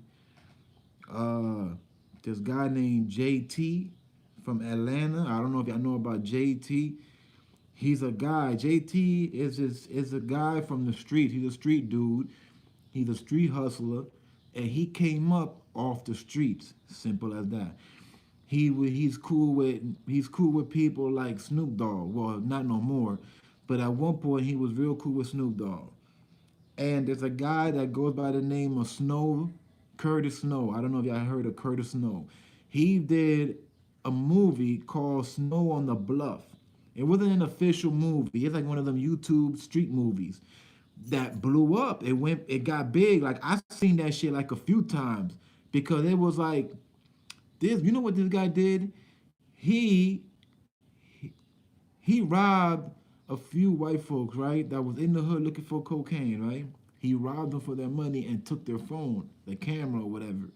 And when he took their camera, he recorded events for like a whole week off their camera. In that whole week of him recording off his camera, his baby mom died, like she got shot and killed. He had to raise his son by himself. He's a drug addict. He's out there selling coke, selling heroin, robbing people. He robbed the wrong people that was out of town. Then they came back and shot at his people. All of this happened within like literally like about 3 to 4 or 5 days. And they did like a little movie off of that, and he blew up. His name is Curtis Snow, Snow on the Bluff. Y'all could go look it up. That's like, it's official. Trust me. If you like them type of like hood movies and stuff like that, war, you know, it's official. It's called Snow on the Bluff. Now I don't think it's on Netflix though, but you'll find it somewhere on the internet. Snow on the Bluff, regular SNOW. I think he spelled it THA. Bluff, BLUFF. Snow on the Bluff. You know, and yeah. So anyway, so him and that guy JT, they were cool. And Snoop Dogg, they were all three of them. They were together. They were making movies and stuff like that. Now, something happened between JT and Snoop Dogg that they had a falling out, right? And Snow was in between it because Snow is an actor. He get paid to do films now because of that movie, Snow on the Bluff, that blew up. So now he's like a hood actor, only in the hood though, not in the real acting business, like in the hood. But he hood famous. So they had a falling out, and Curtis claims that Curtis Snow, he claims that they owe him a lot of money from a few videos, a few movies that he did that he never got fully paid. Like it was stuff like this, like they would give him like 20 grand up front, and then they would say, well, when the movie's done, we'll give you another 40 or something like that, 30 or 40. So he would be like, okay, because that's 20 grand right up front, right off the rip, 20 here, bang. He'll do the movie, whatever, the show, but he never got the other half of the money or whatever that they promised him. This is what he says. So anyway, the stuff started getting ugly and ugly. He wanted his money. Now, JT and Snoop Dogg, they had a falling out because of the business. Something about that JT was doing some grimy shit behind Snoop Dogg back. Snoop Dogg ain't like it, so Snoop Dogg cut him off. Now, Snow on the Bluff said that he owes him money. So what he did was, since he couldn't get the money off of him, he went to his crib and he basically stole from his crib while JT was in the hospital after getting shot the fuck up. You know, so it's big, man. It's like very big. It's big, man. And I say it's big because you know Snoop Dogg is in it. He's in the bullshit. So anyway, this guy, JT, he had a YouTube channel. His YouTube channel was called Trap Flicks, right? Trap Flicks. Now, Trapflix, the name is owned by Snoop Dogg, but I guess Snoop Dogg was letting him live. I don't know because he had his channel for a while. His channel made it all the way to damn near almost 200,000 subscribers. That's a lot. That's a lot. That's a lot of subscribers. Something happened, and now Snoop Dogg is suing the fuck out of him. He's suing him for like about $2.5 million. He lost the channel. He got another channel. Now he named this channel Trapflix TV, and he already had 5,000 subscribers already, and it only been like not even 2 weeks. You know, but that's how it is. Like that's how it is. The YouTube shit. Once you get big, once your name get big in the YouTube street, because you know you got the real street, you know, and then you got the YouTube street. Once you get big in the YouTube streets and you get 250,000 subscribers, 500,000 subscribers, if you lose your channel while you that high, it ain't about nothing to get it again because your name is big out there. People know you. They know of you. You can lose your channel. Yeah, you be like, fuck, man, I lost my channel. I was about to get at 1 million soon. It's okay. But when you make your new channel, trust me, them people gonna come right back. But it's gonna take a little while, but they eventually come back. He's already at 5,000. You feel me? He don't already pass me. I'm at like 4. And he don't already pass me, you know, but that's because he already had his people, you know? But yeah, man, that was something big, man. And this shit crazy because supposedly Snow got robbed in Atlanta like a few days ago. They beat him up. They took his chain. He had $50 in his pocket. And JT is in Africa. He made a video, and he said he made a video to let people know he had nothing to do with that. So I don't know. It's crazy, man, because people saying that he's not allowed into America. Then JT saying that people looking for Snow. It's a big beef, and Snoop Dogg is in the middle of it. You don't hear Snoop Dogg talking about this because you're not gonna hear him talk about this because this is street shit. You feel me? And Snoop Dogg is an OG. You're not gonna ever hear Snoop Dogg mention none of this shit that I'm talking about because this is real street. Like, this is really, really street stuff. You know? But yeah, if you want to find out more about that, you could go follow Death of a Cloud Chaser. He talks about that. JT, he got his new channel, and y'all can follow Curtis Snow. You know what I'm saying? I like Curtis Snow. I think he cool. I think he very entertaining. He do some dope little movie skits. And I just think he cool, man. Ever since I saw that little movie, I thought it was dope. You know, simple as that. I thought it was dope. But yeah, man, you'll be surprised how much shit happens in real life. That just because it's not on social media, cause see, like nowadays, people are like, if it's not on social media, it's not happening. Because that's how big social media is. That everybody swear that if it's not on social media, it's not true, or it's not really real. Like, nah, man, stuff still happens in the streets, man. It really does every day. And depending on who it is, it might not make it on social media because you got people that are just like that. They did it. It is what it is. You know, it is what it is. You know, some people they don't care about the clout, and you got some people that they want the clout, so they want to talk about it so they could pull more people. Oh, let me talk about this beef that I got with with the OG rapper Snoop Dogg because I know I'll get mad subscribers. And you know what? It worked. It really do be working though. I'm not even gonna lie. That shit do work.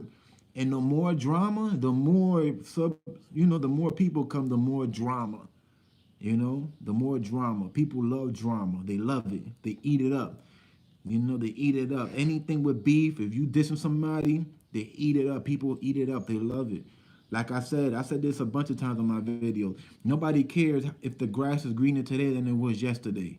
Nobody really cares about that. You know, you will have a few people subscribe, but if you put a video up like I did when I did the R. Kelly girlfriends when they fought each other, I gained hella subs and views off of that. And I'm like, you see, but that's what people want. That's what they want. They want the drama. That's drama. Two women fighting, you know what I'm saying, over a man that's locked up in prison for molesting kids 15, 16 years old and doing all this dirty stuff to them. But that's what it is, you know. People like that shit. And it's crazy, you know. You gotta feed the YouTube streets, man. You know, give people what they want. But you see me, I don't just put anything either, you know. I like to put stuff that I feel like, all right, let me put this up. I think this is this or whatever. But I'm not out here just putting anything either, because if it was like that, I'd be dropping fucking 10 videos a day. You know? I got back today. I see a few things that I might do later, and I might not even do it. I might not even do it, man. I might just take today off and just start tomorrow. You know? Shooter 93 reacts to Cameron writing letter to 6ix9ine judge. What? Cameron wrote letter to 6ix9ine judge. What the fuck? Hold up. Member Nuke and hold on. Cameron write letter on behalf of 9 Trey member Nuke. Oh, for Nuke. Oh, okay. So Cameron knows Nuke. Oh, okay. I thought it was all right. You see what I'm saying? The way people put stuff, you know what I mean? The titles, that's to get that the title, you know? The titles bring you in, you know?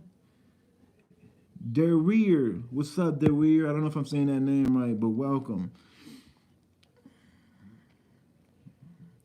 50 Cent suggests Floyd Mayweather is running low on money. No, he not.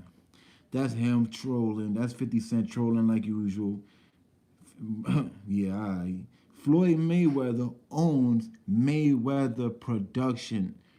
That is a company that promotes a whole bunch of famous boxers, and they own several. They have part in the pay-per-view also. So every time there's a pay-per-view, Floyd Mayweather gets a big ass check. Floyd get checks of millions and up. Floyd don't get $1,000 checks. He get $1 million checks. That's how high Floyd is.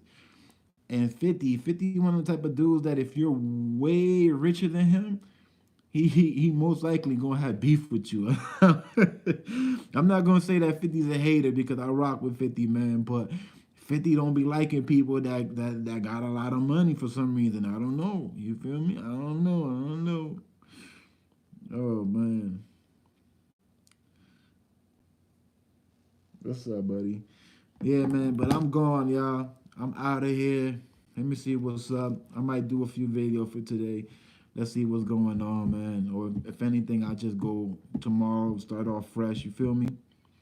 But everybody that was here earlier, man, thanks for coming through. Double O, Lipinski, Mac Bully. Who else was here? Hill. Alchemist was here earlier. Torres, KB. John Baker was here. I check y'all out, family. You know what I'm saying? I'm not too sure about how many videos I'll do today, but, you know, because there's not too much really happening as of right now. So I might just wait for the weekend to come through and pull something, you know? Because I'm pretty sure this weekend going to be lit. Like, lit. There's going to be a lot of partying. And, you know, when there's a lot of partying, something usually doesn't really go right for certain people. People get drugged up, you know, they get drunk, they just get stupid high, and they do stuff that they normally wouldn't do, and that's how they make it on the news, you feel me? But yeah, but with that said, Wilder versus Fury, that's tonight? Is that no tomorrow? Because tomorrow's Saturday, right? Tomorrow's Saturday. The Fury, that's the second one. Because Wilder knocked him out the first time. Tomorrow, right?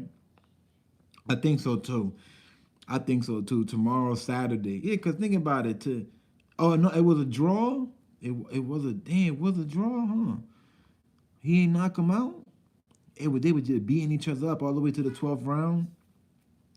I didn't see that fight. That's why I'm like, you know, I'm like asking hella questions. But Fury should have won it. Because you feel like Fury was hitting him more. I'm Team Wilder. I'm not going front. I want Wilder to win. I'm not going front. I'm Team Wilder, man. I ain't see all of his fights for nothing, but I want Wilder to win. Watch round 12.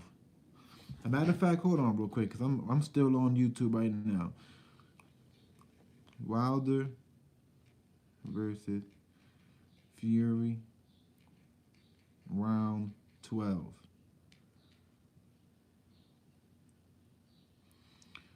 Okay. This is 1 year ago, right? This happened 1 year ago. 12th round. 3 minutes and 15 seconds. Here we go.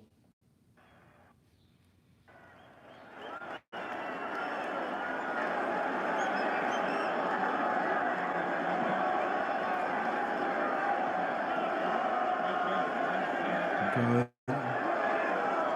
Yo, they both look like they got a lot of energy for some reason. That's the 12th round. I would have thought they would have been like tired.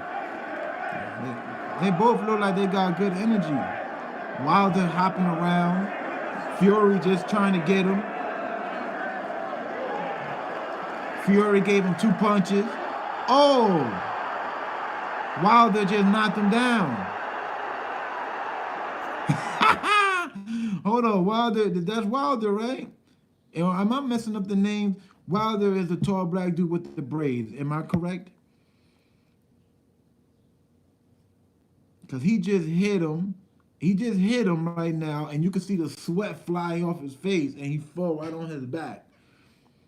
And then he start dancing, and he blows a kiss or something like that. Watch what happens, though. Okay. Here we go. Here we go. Yo, KB, thanks, yo. Good looking, KB. Got me hyped up now, KB. Got your boy hyped. Oh. Damn. Hold on. I got to pause this. Yo, KB, why is Wilder trying to knock this nigga head off his shoulder? Yo, he is like this, K. He like this. Boom, boom, boom. Yo, his arms are fully extended. He's not swinging like this, K. His arms is like this. I just seen him throw 3. Boom, boom. And Fury is like this, just dipping them. Yo, you know that's dangerous, right? You know why that's dangerous? Because you're throwing 3 haymakers back to back. That takes a lot of energy, bro. That's not good. His technique is horrible. Why you think he was throwing them wild ass punches? Yo, you know Fury could have uppercut his ass right there, bro. All right, here we go. Here we go. Here we go. We got 2 minutes left. 2 minutes left. They hugging right now. Okay, they broke. Right, they broke up. Okay. Okay, here we go. I think Wilder think he's gonna win because he's acting extra.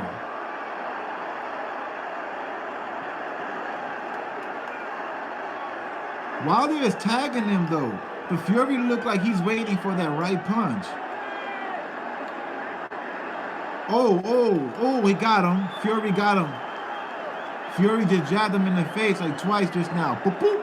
He might hit boop. Wilder neck jerk. Ooh, he got him again. Wilder hurt. He's hugging him because he hurt. Wilder is hurt. I think that hit did something to his face, man. His neck hurt right now or something. Oh, put your hands up. Wilder cocky. Wilder ain't gonna last too long.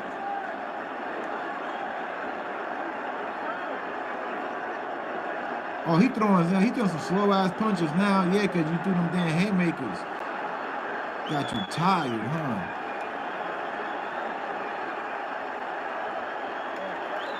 Oh, he's hitting them. We got like 40 seconds left. Fury throwing a combination at his stomach and everything, ripping up his ribs. Open up, open up, open up.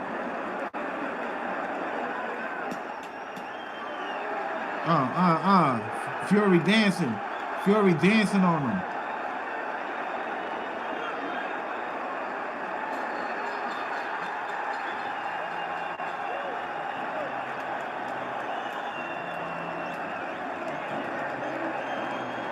Fury thought he won, and I think Wilder thought he lost because Wilder is not celebrating too much. Yeah, I think Fury thought he won because right after that, Fury ran to the corner and he jumped on the ropes. He nearly even fell, and he went like this. Usually, the one who does that thinks that they won the fight. Wilder didn't do none of that, though. Wilder just walked off, regular. But Fury ran to the corner and jumped up and went like this, big as hell, because he thought he won that fight. And I'm not going front. He won that 12th round. I don't know about the other 11, okay? But he won that round because he hit him way more. He got more hits in. Yeah, man, Fury won for sure. Bad judges. Boxing so corrupt. You know what else is corrupt? I think the NFL is corrupt too, okay? You heard? I think the NFL is corrupt too. That's why I'm not a real big NFL fan. I'm not really once I got a little older, like I don't fuck with too much sports, K. I really don't, K, because to me, all of them, a lot of them shits be corrupted. NBA, NFL, boxing. I knew since I was a baby, I knew that was corrupted. I already knew that. Since I was a baby, I said, there's too much money into this boxing shit. There's way too much money. I said, this gotta be corrupted. This is too much. Somebody could get paid to take that fall. Sometimes you could get paid more to fall than to win, especially if you have a loss under your belt already.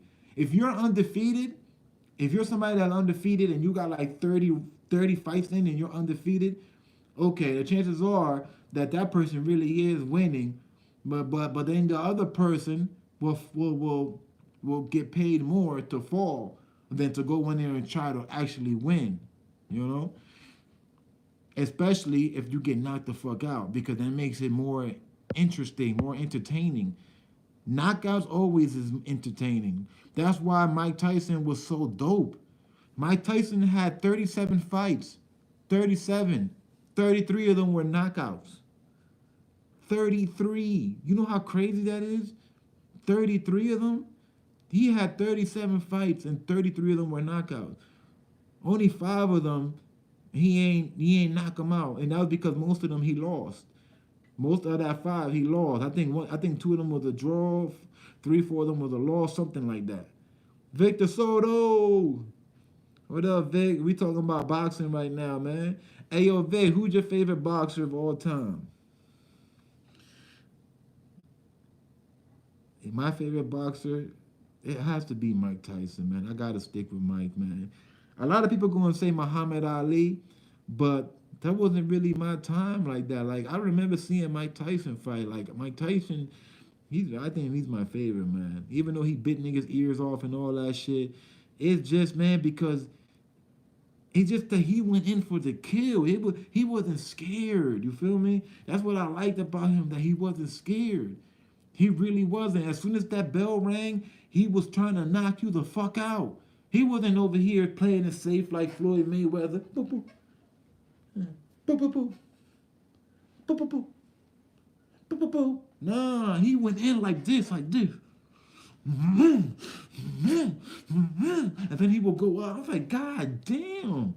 Bro, if he hit you in the stomach, it was just as bad as getting hit in the face because your ribs was breaking. It would hurt so hard that you would have to fall on the ground because you ain't want this guy to hit you in that rib one more time. Cause that shit, bro, oh my God. That nigga was breaking ribs, bruh. Roberto Duran? Okay. You know who else too? Camacho. But that's because he's Hispanic, you feel me? I think that's a big reason why. Camacho. With the little curl in the front. Yo, he was like a superhero to us Hispanics at one point. For real. At one point, Camacho was like a superhero when I was a kid. I mean a kid, like 4, 5, 6 years old. I remember, Camacho was such a big figure that at one point I let my hair grow and I started curling up the front a little bit just to be like Camacho. That's how much of an influence he had on us. I will never forget that when I was a kid, I let my hair go a little bit and all I wanted was that curl in the front. And I remember looking in the mirror, grabbing some of my mom's gel and curling it up like this and actually pulling it off. And I remember pulling it like this all the way down to here, pulling it down like this and letting it go, but it would be just like this big. And I'd be like, damn, I felt like him, you know? I used to rock what is that called? The mullet? What is that called, y'all? When you got the hair back here? The mullet? What is it called? Vic? What's that called again? The musket, right? The musket, is it? I used to rock that. When I was a kid, I had that. That was the thing back in the day for the Hispanics and stuff. Back in the day, we had that. Like a lot of us had that.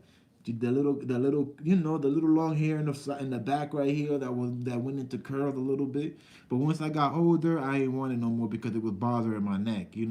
My neck would be all wet and shit. I'm like, I got tired of that shit. What is it called again? I think it's called a musket or something like that. Or is that a gun? I don't know what the fuck. I forgot the name of it. That guy from The Walking Dead used to rock that shit. You know who I'm talking about.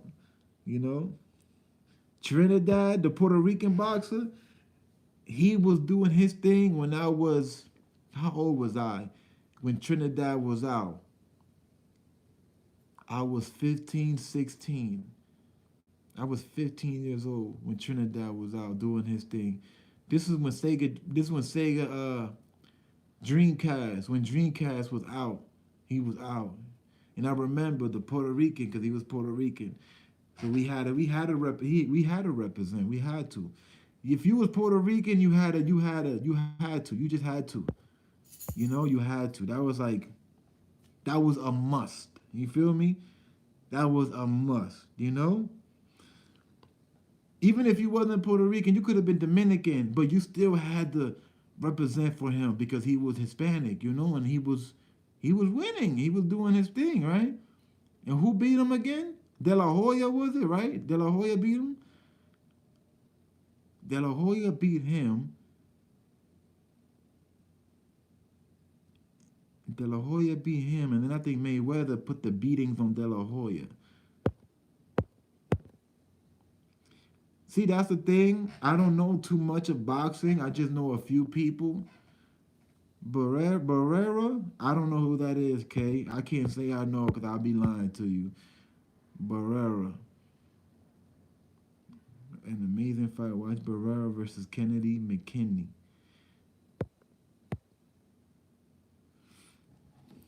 Let me see.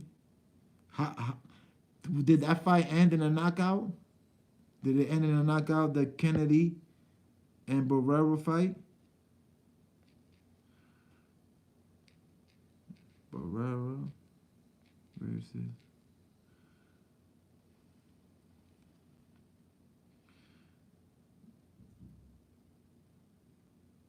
Damn, 56 minutes long? That fight made it all the way to the 12th round?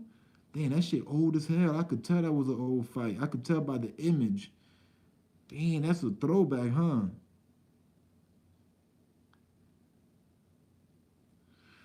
That's a throwback right there. 56 minutes long. So that must have made it probably to the 12th round then, huh? Best fight of the year. Marco Antonio Barrera versus Kennedy. Damn, that was the best fight of that year. Marco Antonio Barrera versus Prince Nassim Hamed. Damn, he hit the shit out that Hamed guy. That Hamed guy neck is like this.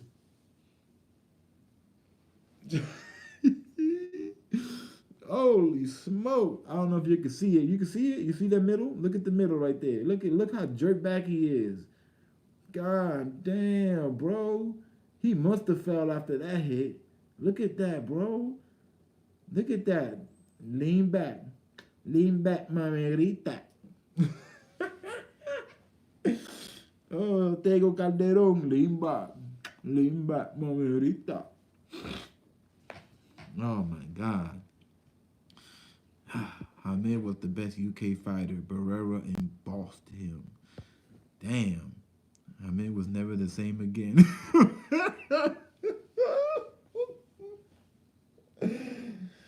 Yo, that's funny, bro. That's funny when I see shit like that, yo.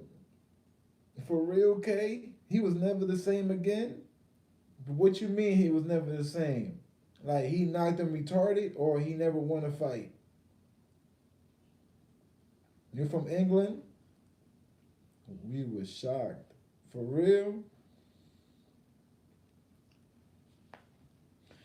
God, bruh.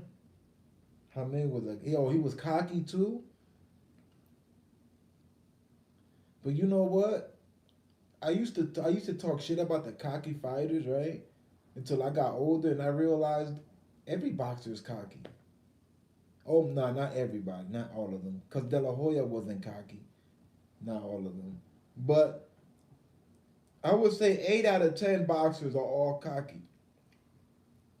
Especially the American boxers. We got the cockiest boxers ever. We do. Our boxers are the cockiest. Muhammad Ali was the king of trash talking. Yo, you know Muhammad Ali? One time Muhammad Ali was trash talking so hard to one of the boxers, he was talking so much shit that the boxer came out and pulled a gun out on him. Did y'all hear about that? Did y'all hear about that? I forgot that boxer's name. Yo, Muhammad Ali was talking so much shit up to this boxer that he got him mad to the point that he pulled out a gun on him, yo. Let me see if I can find this out. Hold on.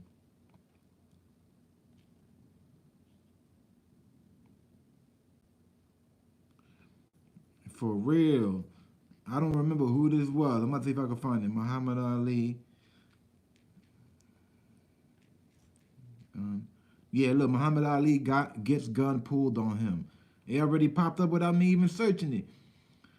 Sonny Liston shoots gun at Muhammad Ali. That's his name. Sonny or Sony. Nah, that's not Sony or Sonny. I think that's Sonny, right? He shot it though. He actually shot the shit. This is as far as gun at Muhammad Ali in casino. He was talking so much shit. Yo, man, that's how, oh my God, that's how mad he got him, bro. Yo, but Muhammad was the king of that, man. He was the king of that shit, bro. He really was.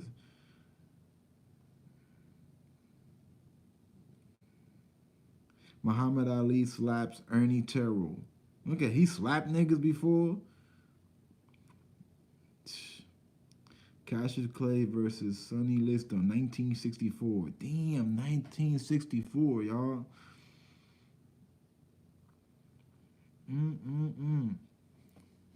What video was this right here? A harassment campaign against Liston, trying to force a fight, even going so far as to rent a bus and drive it to Sonny's house while calling him a coward and a bum through a bullhorn. I'm gonna hurt you, I'm gonna hurt you, I'm gonna hurt you, you crazy, I'm gonna hurt you till you fight me. The whole situation. Yo, Muhammad Ali pulled over to this guy's house in a bus and was yelling out with a speaker. I'm gonna hurt you. I'm gonna hurt you. You heard him. Yo, he pulled up in a bus to this man's house with the speaker. You know that loud ass speaker thingy? That with the thing that you know that? Bro, Ali is a legend for real. He's not just a legend for being a good boxer. He's a legend for all types of shit. Yo, man. Damn, how you pull up to that man's house? Look, it's one thing to be at an arena. Okay, you at an arena, you talking shit to each other. This man pulled up at his crib, bruh. This man he's a legend for that. He's a legend for that. He's a legend for boxing good. He's a legend all around for multiple reasons. You feel me? This man got him mad enough that he shot a gun. He ain't shoot it at him, but he shot it. I think maybe even at him too. I don't know. But yep, that shit popped up like nothing too. That shit got hella views, 88,000. Another one, 134,000. Another one, 83,000, 1.1 million. Altogether, that whole situation, nigga got, I think, like about 500 million views with the whole situation with him. Damn, man. Ali, damn, he was so entertaining, man, right? That man was so entertaining, man. Fly like a butterfly, sting like a bee. He was just nice with it, man. His whole thing, he was just that dude, man. He was that dude. He was good at freestyling too. He can freestyle something and will have you like, well, how you come up with this type of stuff? You know what I'm saying? Did y'all ever seen his interview where he would get interviewed? Like how he would talk? This guy was like amazing, yo. He was one of those type of people that you would want to listen to. Like when he talk, you listen. He's one of those, you know. He's one of those type of people that he could, you know what I'm saying? Like he will have people following him. Like if he really wanted to, he could have had like a cult. He could have been like a cult leader or some shit, like easily. Because his words, the way his words were put together, how he put them together and how he spoke, and he spoke with so much passion and so much feeling, you know, that make people believe in you. That will make people believe in you, you know, talking like how he talked. You know, it's like that guy, brother Islam Rizza Islam. You ever heard of Rizza Islam? I follow him because everything when this man talk, it's like a learning experience. You feel me? Every time he drops something, I'm like right there watching it. I watch all his shit, you know, because it's like a learning experience watching his video. His name is Brother Rizza Islam. I don't know if y'all ever heard of him. Let me, am I saying it right? I think I am. Let me see. Yeah, Rizza Islam. He spoke about the Gayle King situation with Oprah, and he broke it down very well, you know, as how he always does in a smart, intelligent manner, you know. He's one of them type of guys that when he speak, you will listen. I'm telling you, you will listen. Check out the video, The Best of Prince Nassim. The video, the best, okay, I will. He was a wild boxer. Never seen anything like this guy before. When you say wild boxer, what do you mean exactly, Kay? Like, how was his boxing skill? Like, you say wild, like how wild? Because an example, we got Mike Tyson. They say he was a crazy boxer, like he was crazy. His form was crazy. Now you say this man is wild. Like what you mean, like wild? Like how he would throw his punches?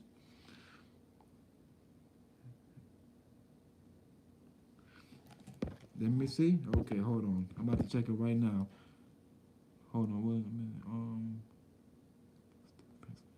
minute. Okay. Best of Prince Nassim. Here we go. Prince Nassim, most savage moments. Damn, most savage moments? That's serious. That's some serious stuff. What can I say? It's my 8th defense tonight. I ain't getting beat, basically. And Kevin Kelly's here tonight, and he's seen the skill of the Prince and the strength and the ability and the accuracy and the speed. Oh gosh, you know I'm the best in the world. That's what I thought you said. Now let me offer this as a rebuttal. Ladies and gentlemen, presenting the reigning independent, undefeated featherweight What the fuck? Yo, hold on. He was doing front flips over the rope every time he went in? That was his thing?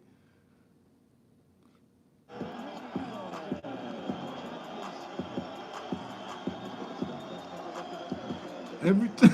Nice. We're just minutes away now. How you doing? We can see for yourself. Absolutely cool, calm and collective. What can I say? I just can't wait to get my hands on him and knock him clean out. Knock him clean out. Don't let nervous.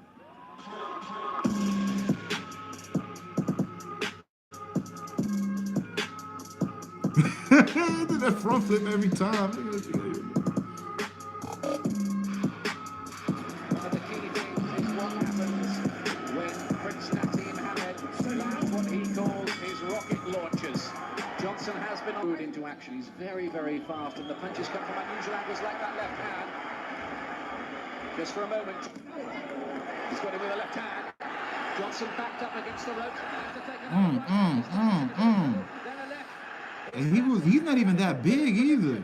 Worst moment so far for the American. He's He playing with him. trade, which may not be wise. Oh my God, he playing with him. Breakthrough for Nassim, who brings at close range at Johnson. And he's caught him with a right hand again, and Johnson wants to hold on. Combination. Yeah, I see. Not boxing him a little, but the left hook.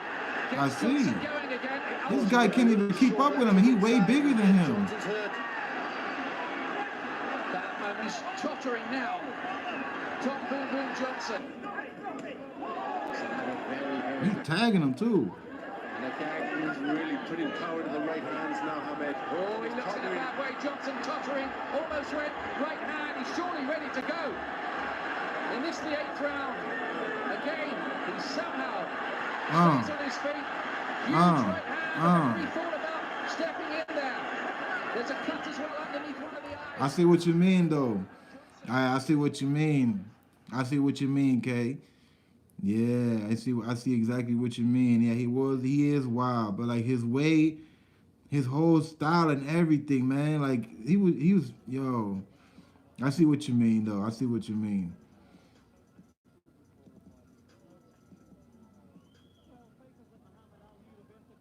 And it's crazy because he's so small. Like he looked little. Like he looked like a little guy. His arms is dumb skinny. His chest is skinny. He's short. He looks short. So far, I'm looking at 2 fights, and both of these guys is way taller than him, with long ass reach. Especially that first guy, that black dude that I was watching. It looked like he should have been able to knock him the fuck out, as tall as he was. He looked like all he had to do was just back up on him and just swing. But he couldn't. This little man was on top of him, bro. He must have made some good money, huh? When he was in his run, huh? He must have made some very good money. He must have made some good money.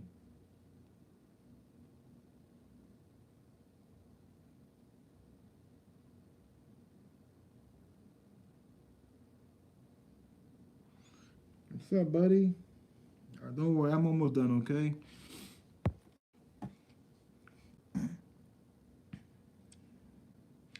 When Barrera schooled him, though, Barrera became my favorite boxer. Barrera fought him and he beat him. Did he knock him out? Or did they get to the 12th round and he won by points? How did Barrera beat him? Knockout? 12 rounds. Wow. So that must have been an excellent fight. 12 rounds. See, I'm not a fan of 12-round fights though. I like for a fight to get no longer than like at least 8. 10. 10 is okay. But when I see a fight make it all the way to 12, I ain't going front. I really don't like it like that. I mean, it's okay depending on who's fighting. If they're really going back and forth, throwing blows, you know what I mean? Really blowing, really hitting each other. You can see the sweat bouncing off every round, just bow, bow. And for some reason, both of these guys can't knock each other out. That's different, you know? But I like a fight for that shit to last like no more than like 2 to 3 rounds. For real, I don't care. I don't care if I waste $60 on pay-per-view. If you can knock him out in the first round, you know what I'm saying? If I feel like my money was worth watching it. You know what I mean? I feel like it. Because at the end of the day, it's boxing, you know? You should be able to knock somebody out randomly. There's no certain point in time, you know what I mean? You get knocked out, you get knocked out. UFC events are more exciting. Oh yeah, I fuck with UFC. I like their fights because you got the submissions. You can fight with your feet, and anything that you can fight with your feet is gonna be more entertaining. You feel me? Because you're using your legs. It's like wrestling, right? In the beginning, I fell in love with WWF, right?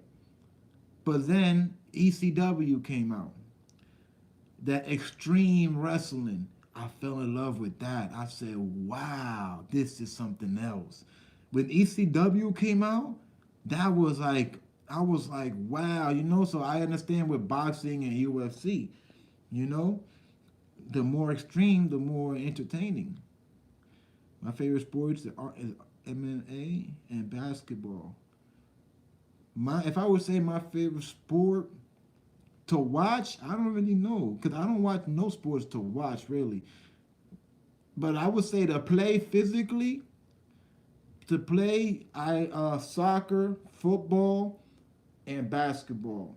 But if I had to pick one, like let's say if I was able to play a game right now, and I had like 10 of my homeboys here, right? Well, now I'm gonna say 11, so it could be a 6-on-6. I'd rather play football and tackle football. If I had a choice, if it was me and 11 people right now in this apartment and we had a choice to play any game or whatever choice league, I would say football. I love football. I love it. I love it. Being able to run and juke, throw a football and catch it, and then try to run past niggas and go to that touchdown was something different for me. I don't know. It was lovely, man. I ain't like that two-hand touch shit either. When I was 12, 11 years old, I liked it to tackle. I liked it. I really liked it, that shit. I liked it for somebody to try to tackle me down and grab me and just tackle me. Because I know that you had to put in some work to tackle me. And vice versa. If you had the football, I was trying to rip your head off. I was trying to hit you so hard to make sure you would fumble that ball. You know what I'm saying? At 11, 12 years old.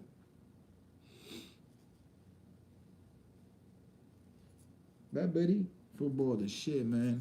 Football the shit. You sliding, huh? You said, yeah, my PJs. My PJs is soft. They soft, and you sliding off. Huh? Cut your nails so you can't be gripping that much. You be fucking stabbing me, man. With your big old head, you got a big old head, bro. I got a big old head. My cat got a big ass head. Oh. That's the only sport I do that boxing. I was in karate when I was a kid. My mom put me in karate. I did karate for like 6 months, man.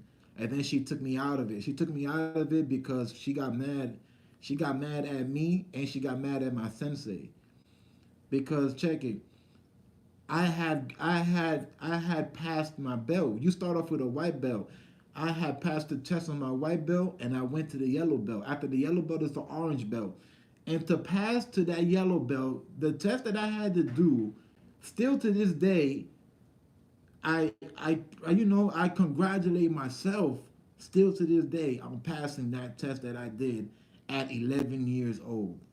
The shit that I had to do, that test to pass to the yellow belt is not it was difficult. You had to learn certain steps and kicks and memorize it and land a certain way while performing it, and I did it. And I passed it on my first try. You know how happy I was inside? You know, it was like it was something amazing, man, you know? And I did it, you know what I'm saying? And the sensei had took all of us out to eat somewhere in New York. I'm from Jersey, and I didn't tell my mom. She found out. She had found out, and she got so mad. She pulled me right out of karate, and I never went back.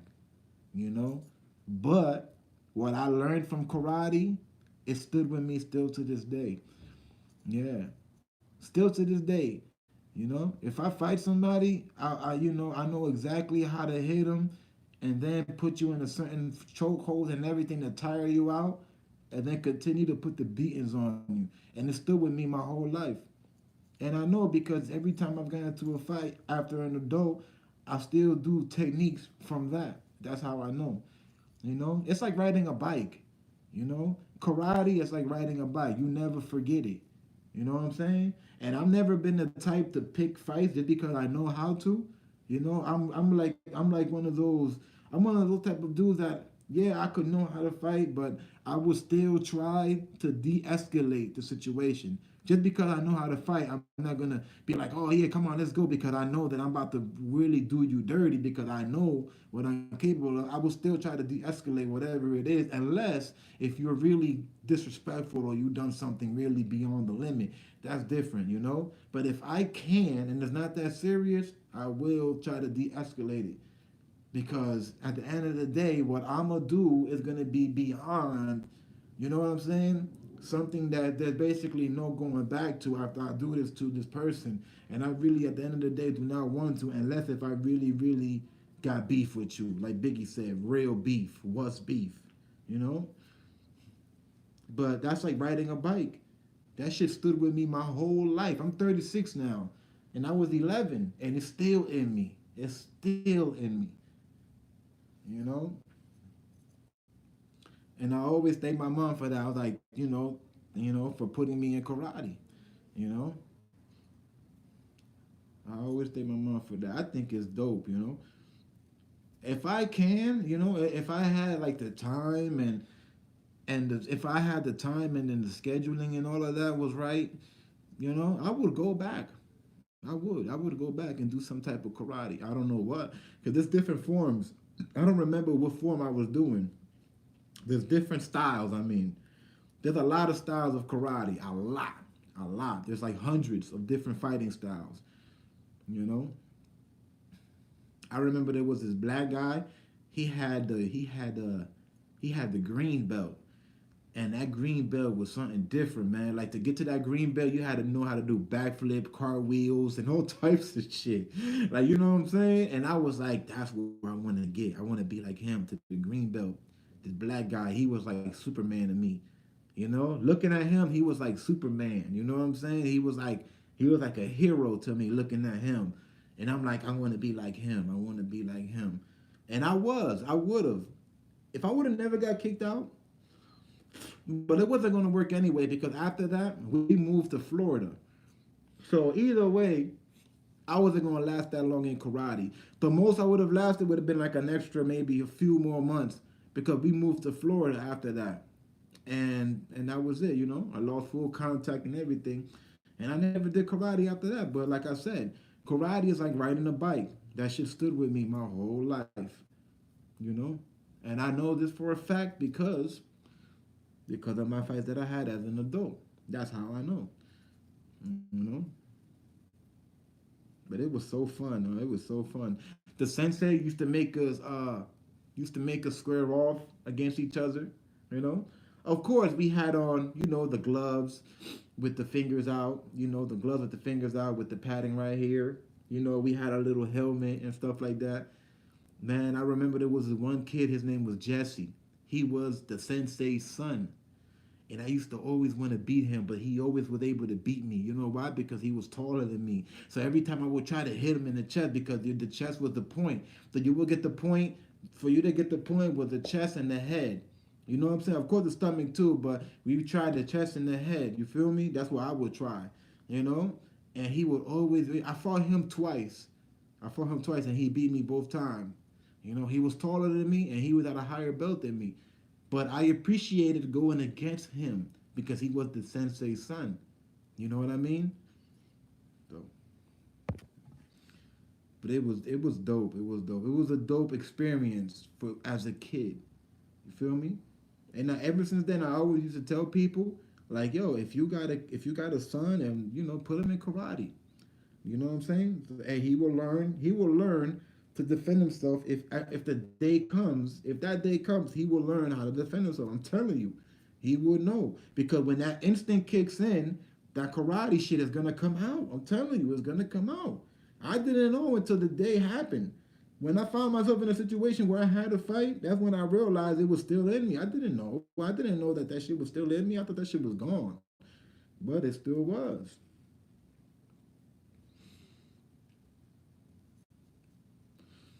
Yeah, I'm about to get going, y'all. I'm about to get going because this guy over here is, I think he wants some snack. You want some snack, big head? A big head? You got all this damn hair on you, man. Get it all in my damn face, too. That's why I keep wiping my face because of his hair. Sit down, sit down, sit down. All right, y'all. I'm out, man. AOKB. I'll see you next time. Everybody else, salute. Y'all know, I hope y'all have a good Friday night. You know what I'm saying? Try not to be out too late because, like my grandma, she telling me all bad things happen at night. You feel me? And with that said, I'm out of here. Gang.